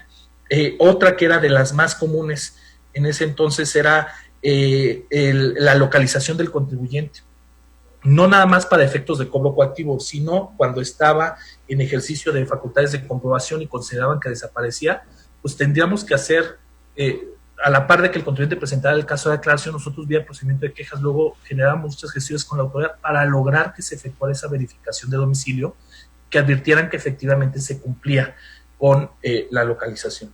Y respecto a las infracciones, muchísimas. Había unas en las que, un criterio que tenía la autoridad en la que advertían que los datos asentados en la declaración no coincidían con los FDIs, tanto de ingresos como de gastos, y ahí, al existir esa diferencia, ellos decían, oye, se actualiza la causal de infracción de que tienes errores en la declaración, y como se actualiza la infracción hasta que no te corrijas, casi como yo digo que es, te libero, ¿no? Entonces ahí siempre interveníamos mucho con la autoridad para aclarar los puntos. ¿Por qué? Porque pues no siempre a lo mejor los ingresos que tienes reportados en CFDIs van a ser los mismos que tienes en declaración. A lo mejor hay un contribuyente, ¿no?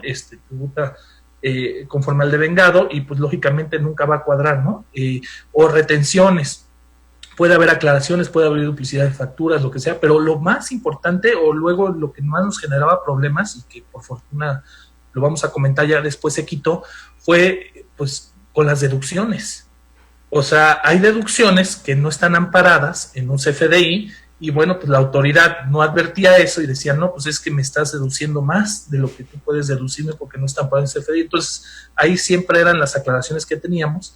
Y creo que una de las cuestiones que afectaba mucho a los contribuyentes era el tiempo en que se llevaba la aclaración. Sabemos que por la carga de trabajo, pues en 3 días era imposible para la autoridad resolver el caso de aclaración que se presentaba para desvirtuar la causa de cancelación del sello. Y luego, pues la verdad, tuvimos casos que luego el contribuyente acudía con nosotros después de 2, 3, 6 meses que tenía el sello cancelado y todavía veíamos que en las mesas de trabajo seguían pues existiendo dudas por parte de la autoridad para lograr liberar esos sellos. Y eso generaba, la verdad, una afectación muy grande a los contribuyentes por el tiempo que transcurría para poder aclarar. Entonces, advirtiendo esas problemáticas que se generaron y además estando conscientes de esa herramienta tan poderosa que tenía, bueno, y que a la fecha tiene la autoridad, y que la verdad yo en lo personal considero esta herramienta peor que una inmovilización de cuentas bancarias, porque a un contribuyente le inmovilizan las cuentas bancarias y bueno, puede ver la forma de fondearse o de obtener recursos de otro lado sin utilizar la cuenta bancaria e incluso de efectuar pagos por tercero, pero con una cancelación de un sello es muy difícil que en las actividades cotidianas, comerciales y más teniendo ahorita en cuenta la situación que existe respecto de las operaciones simuladas y de los famosos EDOS o EFOS, que son los que deducen esos comprobantes que de cierta forma respaldan operaciones simuladas o los que facturan operaciones que realmente no existen. La verdad sí es muy problemático para los comerciantes, para los empresarios, el que un contribuyente te efectúe un pago sin que medie una factura, porque incluso ni la hace deducible, y si estás en una situación así es muy difícil. Y también el que incluso tú cobres una factura si no expides, ¿no?, de cierta forma ese comprobante. Entonces, la verdad, les paraban la economía, les paraban la operación muy, muy, muy fuerte a los empresarios, y el tiempo, pues, es dinero, y realmente generaba muy afectados. Entonces, explicamos un poquito respecto de esa situación en el cuaderno, las experiencias que se tuvieron. Tratamos de hacer en el cuaderno un lenguaje demasiado, yo diría, muy fluido, para efecto de explicar desde qué es un sello digital, las causas por las que se cancelan y las experiencias como las que ahorita las comentamos que se tuvieron con respecto a ese tema. Ahora, ¿qué es lo importante o qué es lo que vemos? Con motivo de la reforma que entró en vigor en este año 2020, hubo una modificación bastante importante a esta famosa herramienta de cancelación de certificados. ¿En qué sentido? Se modificó precisamente esta fracción 10 del artículo 17H del Código y se adicionó un artículo que fue el famoso, bueno, que es el 17H bis. ¿Qué es lo que se busca ahora? ¿O qué es lo que se buscaba? Precisamente que el proceso de aclaración que tuvieran los contribuyentes se llevara a cabo, pero no conservando los sellos cancelados, sino ya reactivándose los sellos. Y para eso, cuando se actualizaba alguna de las conductas como las que comentamos ahorita, y la autoridad optaba por ejercer esta facultad, no iba a llevar a cabo una cancelación, sino una restricción temporal del sello y de cierta forma condicionar esa restricción temporal a que el contribuyente se acercara a presentar el caso de aclaración. Y ya una vez que el contribuyente presentara el caso de aclaración, dentro de las 24 horas siguientes se tenía que reactivar su sello para que él pudiera continuar trabajando, utilizando su sello, en lo que la autoridad analizaba la información que el contribuyente presentaba para efectuar precisamente la aclaración correspondiente. Y ya en el 17H bis propiamente es el artículo donde se establece el procedimiento que se lleva a cabo, que se llevaría a cabo para efectos de aclarar las causas que generaron o que motivaron esta restricción temporal del sello. En ese aspecto se vio muy bien porque se establecía ya la oportunidad del contribuyente de poder acudir a esa aclaración que motivó la restricción temporal del sello y que al día siguiente, a las 24 horas siguientes, ya te reactivaran el sello y tú pudieras seguir operando. Eso se escuchó muy bien, pero no obstante eso también se adicionaron ciertas causales de restricción temporal del sello que realmente eran las que la autoridad venía utilizando, e incluso una que ahorita voy a comentar que en mi punto de vista la autoridad indebidamente utilizaba anteriormente porque no se encontraba tal cual prevista, ¿no? Entonces, lo que hizo la autoridad fue, pues, lo que venía haciendo en la práctica, plasmarlo en ley para que tuvieran un soporte jurídico más sólido, pero además sí se estableció el beneficio de que el procedimiento mejorara en favor de los contribuyentes para efecto de que se va una restricción temporal y una cancelación desde un inicio. Cabe hacer la precisión que esta modificación se hizo cuando estaba en Cámara de Diputados, porque la iniciativa que vino por parte del Ejecutivo no traía contemplada esta figura de restricción temporal, sino venía como cancelación de sello, nada más voy a adecuar lo que vengo haciendo en la práctica a la ley para que yo tenga un respaldo más sólido. Y no obstante eso, derivado de las diversas pláticas, de los foros que hicieron parlamentarios en diputados, se logró hacer esta modificación que nosotros en lo personal y la Procuraduría también consideró muy, muy buena para los contribuyentes el tener ese beneficio de que no estuvieran 3-4 meses cancelados los sellos en lo que la autoridad valoraba la información con la que desvirtuaba, sino desde que tú das la cara ante la autoridad, presentas tu caso de aclaración y aportas los elementos, te pudieran reactivar y que se estableciera un procedimiento con plazos específicos en los cuales se iban a llevar a cabo tanto la valoración como alguna diligencia que la autoridad necesitara o requerimientos de información que se requirieran, requerimientos de información que se necesitaran para efectos de poder desvirtuar la causa que dio origen a la restricción temporal del sello. ¿Cuál es la realidad en lo que va de este año? La verdad, a los principios, en los primeros meses de este año, pues la verdad no vimos nada y nosotros pensábamos que era precisamente porque para efectos de llevar a cabo una restricción temporal y no una cancelación, pues sí se tenía que hacer un trabajo tecnológico por parte de las autoridades fiscales para ajustar sus sistemas y pues dar cumplimiento respecto a lo que establece la ley, que es una restricción temporal del sello. Entonces nosotros no veíamos ninguna restricción temporal. Después, pues como sabemos, vino lo de la pandemia y pensamos que pues realmente eso paraba mucho la operación de la autoridad con respecto a la cancelación de sellos. Digo, ya estamos en septiembre, es la fecha que la Procuraduría no ha recibido un solo asunto de queja en el que nosotros advirtamos que se aplica lo dispuesto en esta ley respecto a la restricción temporal de sellos. Los asuntos que se han recibido en queja han sido muchos con base en el procedimiento del año pasado, con base en la cancelación de sellos que se inició en el año pasado y realmente no advertimos, y eso fue a principios de año, no advertimos ahorita ningún caso de restricción temporal de sellos. Comentaba igual hace un rato respecto de algunos motivos de restricción temporal de sello que no estaban antes previstos y que sí considero de relevancia. Uno, para los contribuyentes denominados EDOS, aquellos que le dieron un efecto fiscal a un comprobante que ampara operaciones inexistentes. Para esos contribuyentes, ahorita ya se actualiza la hipótesis para precisamente llevar a cabo la restricción de sellos digitales. Antes no se encontraba esa hipótesis. Y otra que a lo mejor y fue más favorable, ya ponen de cierta forma específica el hecho de que existan diferencias entre lo declarado y lo que está en CFDIs, pero nada más lo limitan a ingresos y a retenciones. Quitan todo lo relacionado con deducciones, que la verdad es algo muy bueno, porque era un problema, tratar de pues era tiro por viaje, que no coincidían las deducciones declaradas con las deducciones efectuadas, porque hay muchas hipótesis. Digo, un ejemplo, en transporte de carga, pues todas las deducciones que se hacen derivado de las casetas, de los beneficios que se tienen, de los estímulos que se tienen, pues eso no se expide un CFDI para eso, y pues siempre iban a resultar diferencias por el otro.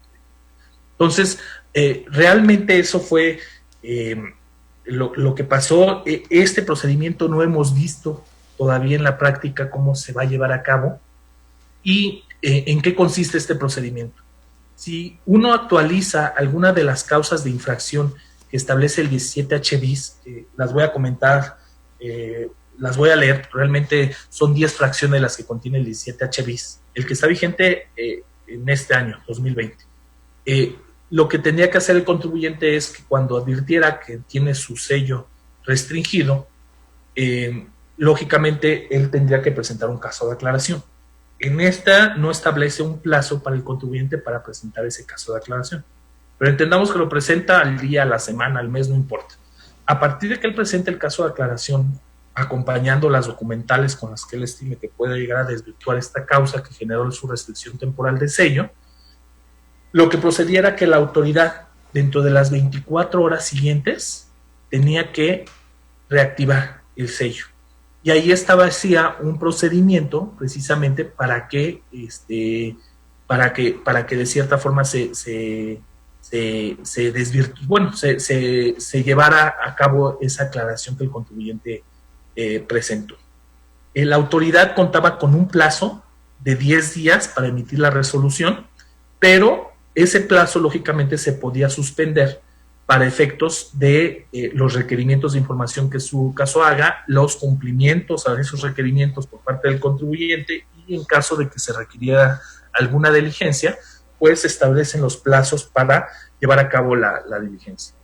¿Qué es lo que dice la autoridad? Que una vez presentada la aclaración, la autoridad analiza, y si ve que necesita requerir alguna información adicional, vía buzón tributario le llevará a cabo ese requerimiento dentro de los 5 días siguientes, aquellos en los que presenten la caso de aclaración por parte de los contribuyentes.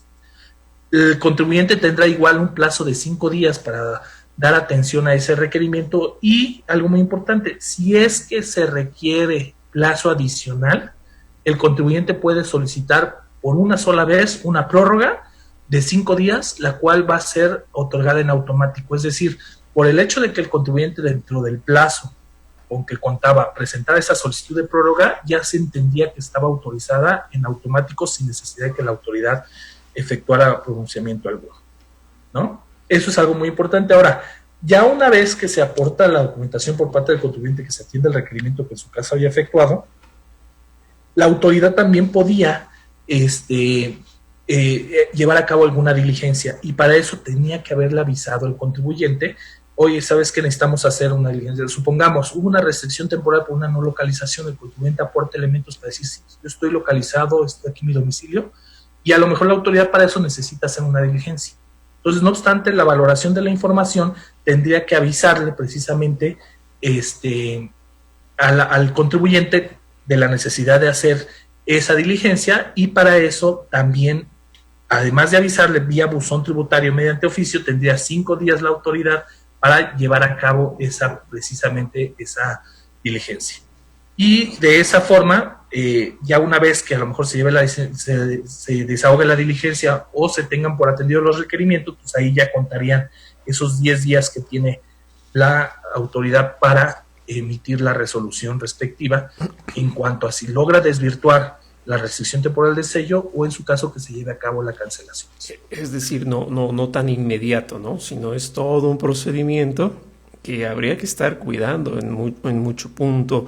Me parece que todo esto Sí, ya, bueno, hay dos cosas que yo creo que el mexicano ha vivido tributariamente hablando: la cancelación de sellos y que le salga un granito en el arroz, como sería una EFOS y una E2. Creo que de ahí se impulsa esta reforma que apenas ayer se presenta. Luis Fernando, vamos a ir rápidamente a una pausa. ¿Qué te parece si al regresar nos platicas un poco de esta idea de reforma, cómo la ven ustedes? Bueno, sé que es muy pronto quizás para desarrollar demasiado, pero vamos rápido a la pausa y regresamos. Sus dudas aquí ya me hicieron llegar algunas, estamos atentos, volvemos. Consultorio Fiscal Radio.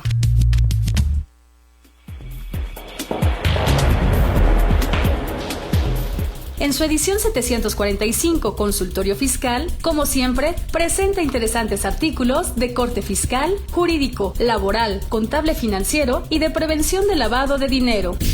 En primera instancia, en la sección que tenemos durante la contingencia, Miguel Ángel Suárez Amador nos habla sobre las consecuencias fiscales que generan los acontecimientos provocados por casos fortuitos o de fuerza mayor, como el de la pandemia originada por el COVID-19. Mientras que Arturo Morales Armenta explica puntualmente el tratamiento fiscal para la tributación de ingresos de personas físicas que deriven de bienes de copropiedad en sus diversas variantes. Por su parte, Humberto Cruz Hernández aborda el tema de la devolución del pago de lo indebido, analizando la jurisprudencia por contradicción de tesis, que al respecto emite el Pleno en materia administrativa del primer circuito. Además, podremos encontrar artículos relacionados con los contribuyentes híbridos, la certificación de los contadores públicos y el TEMEC, los aspectos legales y fiscales en reducción del capital y pago de dividendos, la sustancia económica de las NIF en materia fiscal, la obtención de la opinión de cumplimiento de obligaciones fiscales y la ampliación del régimen del sector primario, incluyendo industrialización y comercialización de productos, así como las principales disposiciones publicadas en el Diario Oficial de la Federación como cada quincena.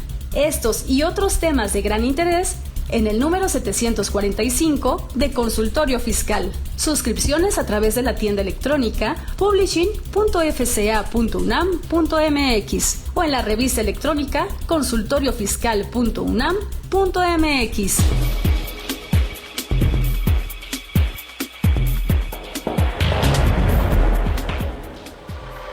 Consultorio Fiscal Radio.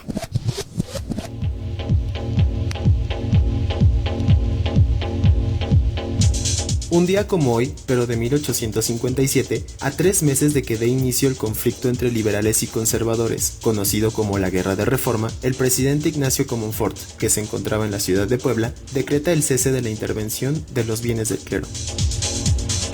Asimismo, el 9 de septiembre de 2008, el Pleno de la Suprema Corte de Justicia de la Nación determinó válidos los artículos 212, 213 y 214 de la Ley del Impuesto sobre la Renta vigente en 2005, relativos a las inversiones efectuadas por empresas mexicanas en territorios vinculados con regímenes fiscales preferentes.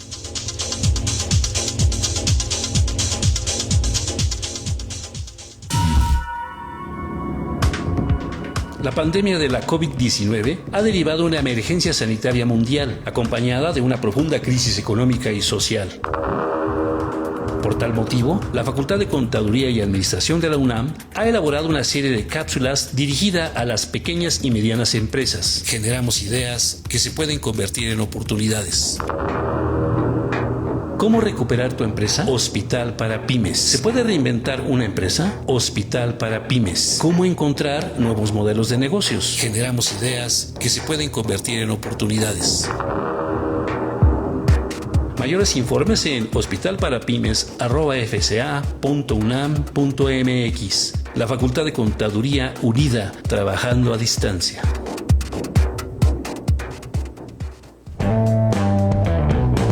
Acompáñanos a Consultorio Fiscal Radio por las redes oficiales de la Facultad de Contaduría y Administración.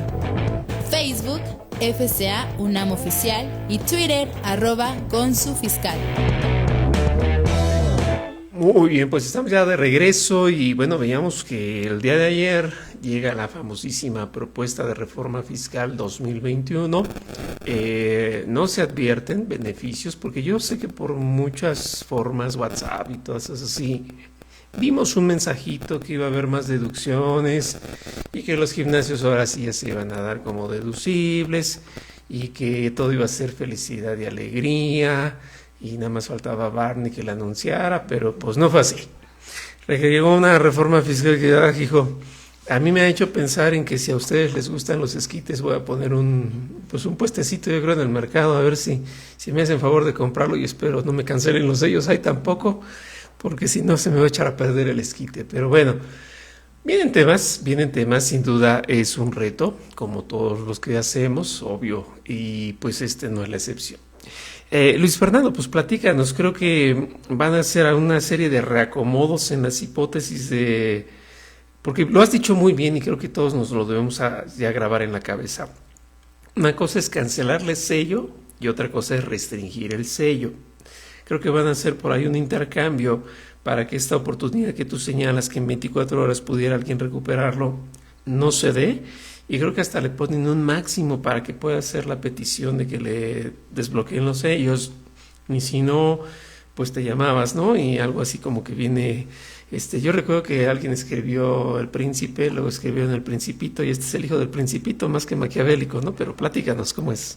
Exacto. Sí, fíjate que, como comentábamos, una de las causas que en 2020 se incluyó fue para estos CEFOS el poder llevar a cabo la restricción temporal. Ahora, con esta iniciativa que se presentó ayer dentro del paquete económico, precisamente hacen una modificación a estos dos artículos. El 17H, que es el que toca lo atinente a cancelación de sellos digitales, como tú lo dices, y 17H bis, que toca el atinente a restricción temporal.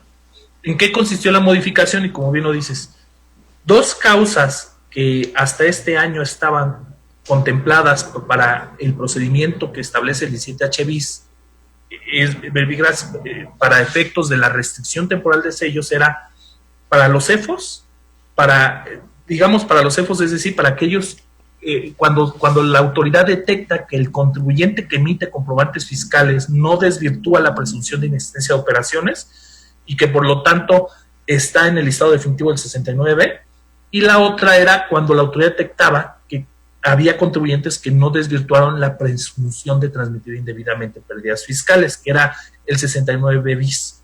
Es decir, si tú salías como EFO en el listado definitivo del 69B, o si tú salías en el listado del noveno párrafo del 69B bis, es decir, que hiciste una transmisión indebida de pérdidas fiscales, hasta este año llevabas el procedimiento como cualquier otra causal de restricción temporal.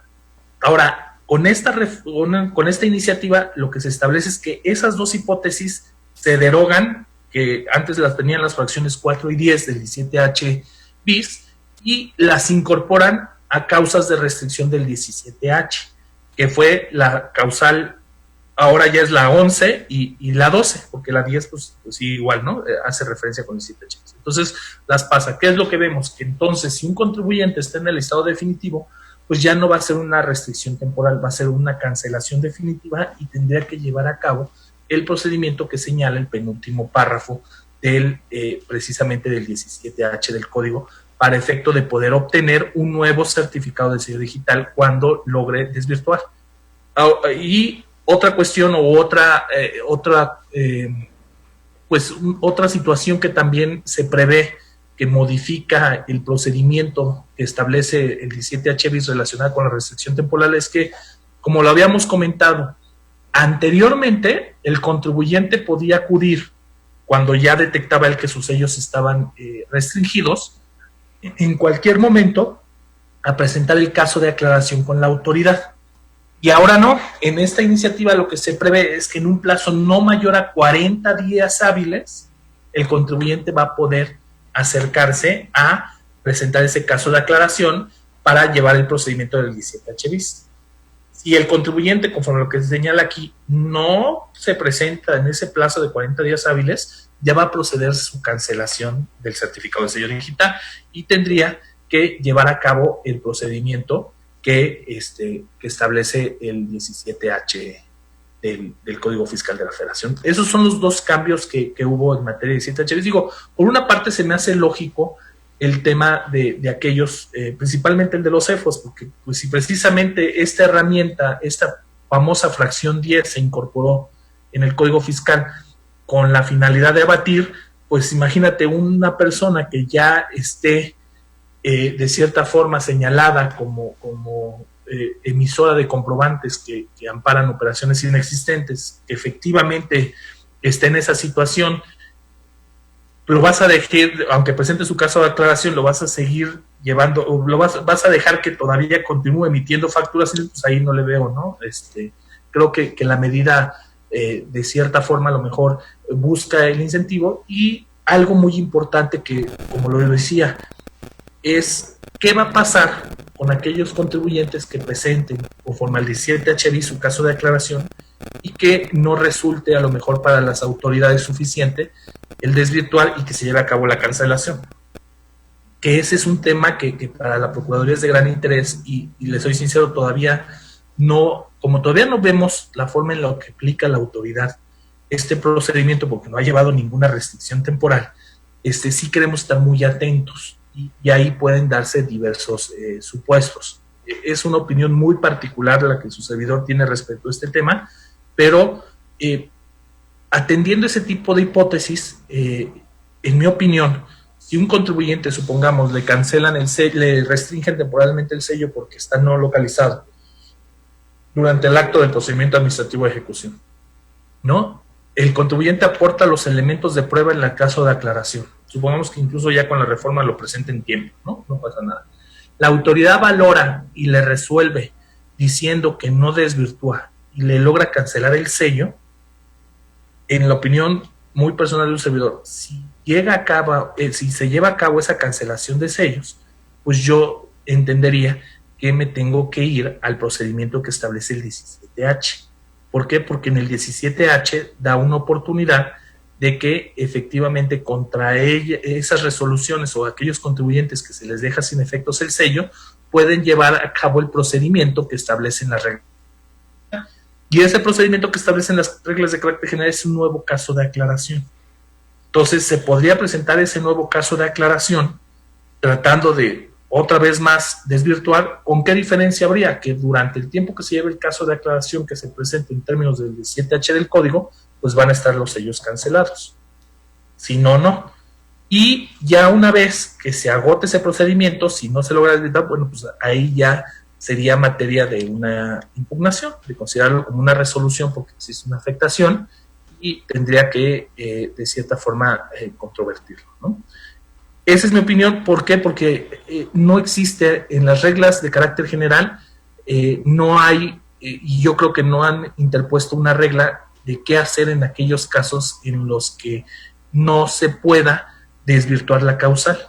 El último párrafo del 17H habla precisamente de que eso, de que cuando se deje sin efectos un certificado de sello por conductas que resulten materialmente imposibles subsanar o desvirtuar, el SAT mediante reglas establecerá las condiciones y requisitos que deben de tener los contribuyentes. Y pues digo, a lo menos yo no he vertido una regla miscelánea que diga, oye, si tú ya no tienes forma porque materialmente es imposible, haz esto para que te reactiven, ¿no? Entonces, esos son todavía los temas que tenemos.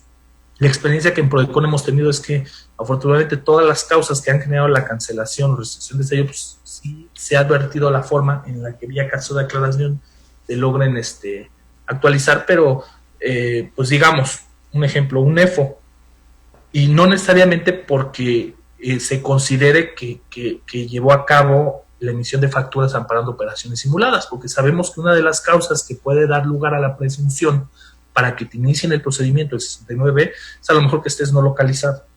Entonces, supongamos un contribuyente que presta un servicio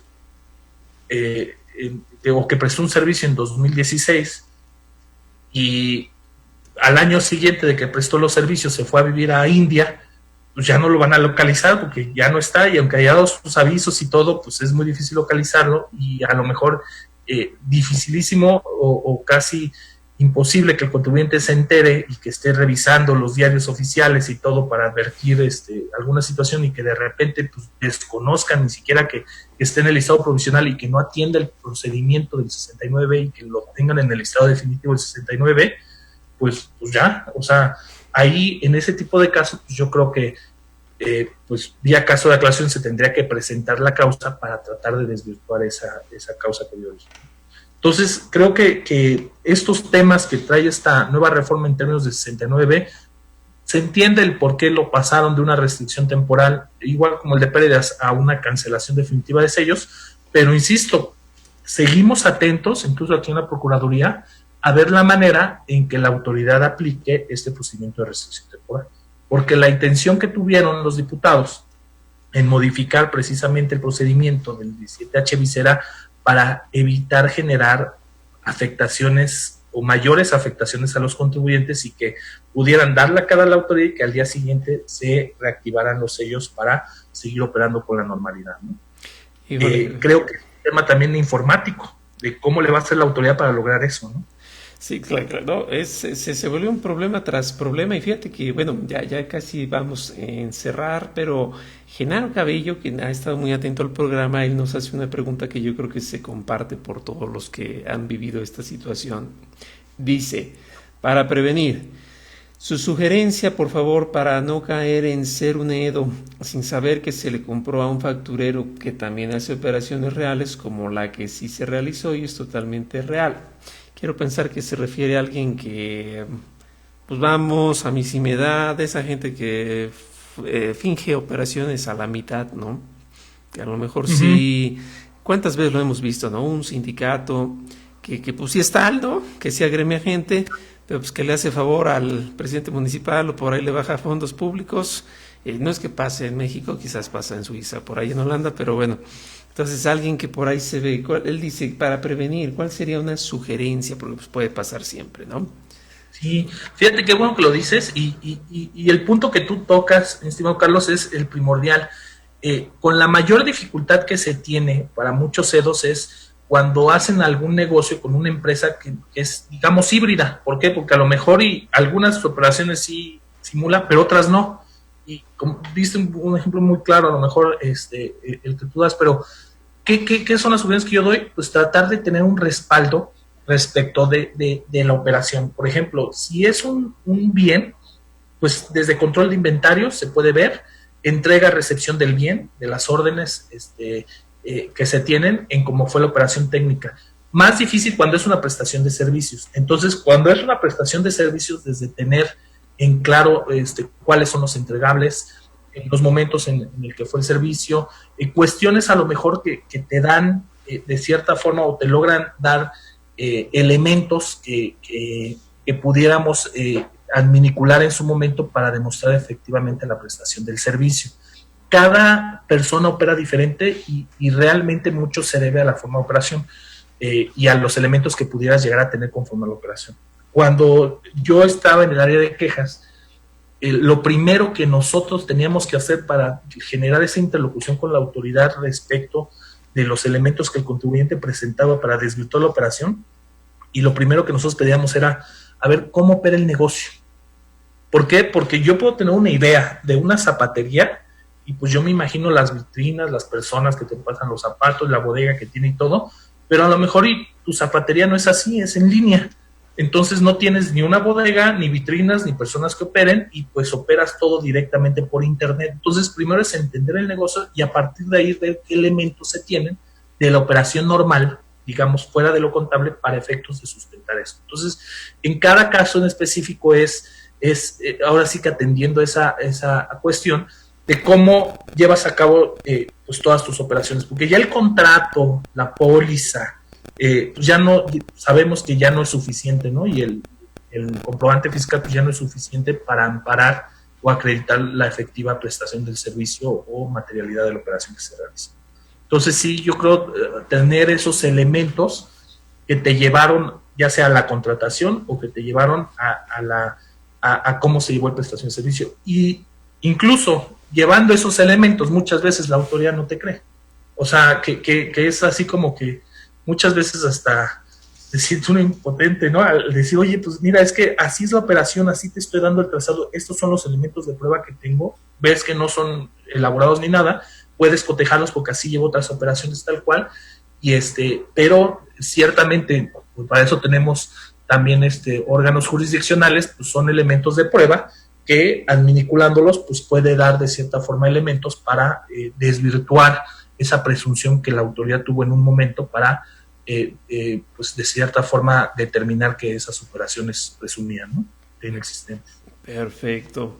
Caray, Luis Fernando, pues te agradezco mucho porque la verdad esta aportación que nos realizan yo creo que es muy valiosa, el cúmulo de experiencia que ya ha logrado Prodecon en todos estos 9 años ya de existir.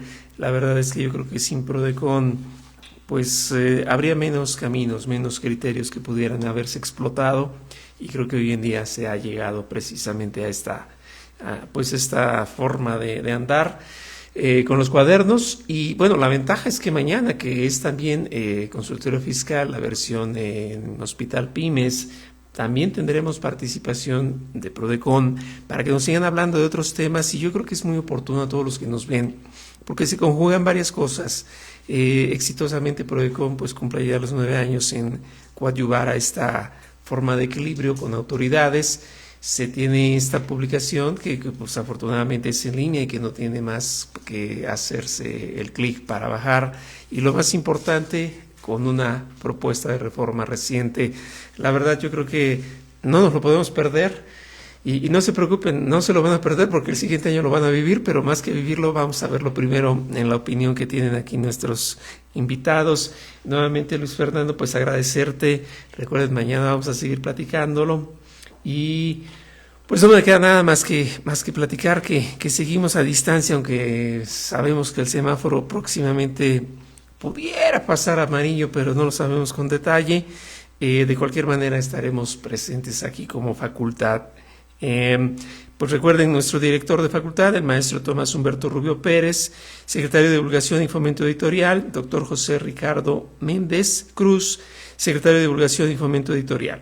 En la producción, por parte del Departamento de Medios Audiovisuales de nuestra facultad, Erika Hernández, Nelcy Quintal, Tania Linares, Salma Villegas, Alan Torres, Eduardo Peña, Sergio Martínez, Inés Agualcoyotl Jara, y desde luego nuestro gran invitado Luis Fernando. Gracias por acompañarnos el día de hoy. No, gracias, Carlos. La verdad, un gusto, un honor, y siempre vamos a estar a las órdenes para lo que se ofrezca. Muchas gracias. Y a todos los que nos vieron, si se les pasó algo, si andaban por ahí distraídos o quizás les interesa que alguien más lo vea, todos los programas aquí los pueden ver en la página de Facultad de Contaduría y Administración, UNAM Videos. Ahí es donde ustedes los pueden recuperar. Recuerden, quien obra con legalidad, obra con seguridad. Nos vemos a la que sigue y estamos atentos. Tengan muy buena tarde. Hasta luego. Consultorio Fiscal, un programa de Radio UNAM y de la Secretaría de Divulgación y Fomento Editorial de la Facultad de Contaduría y Administración. Consultorio Fiscal Radio. Facultad de Contaduría y Administración, UNAM. 91 años de cambiar realidades.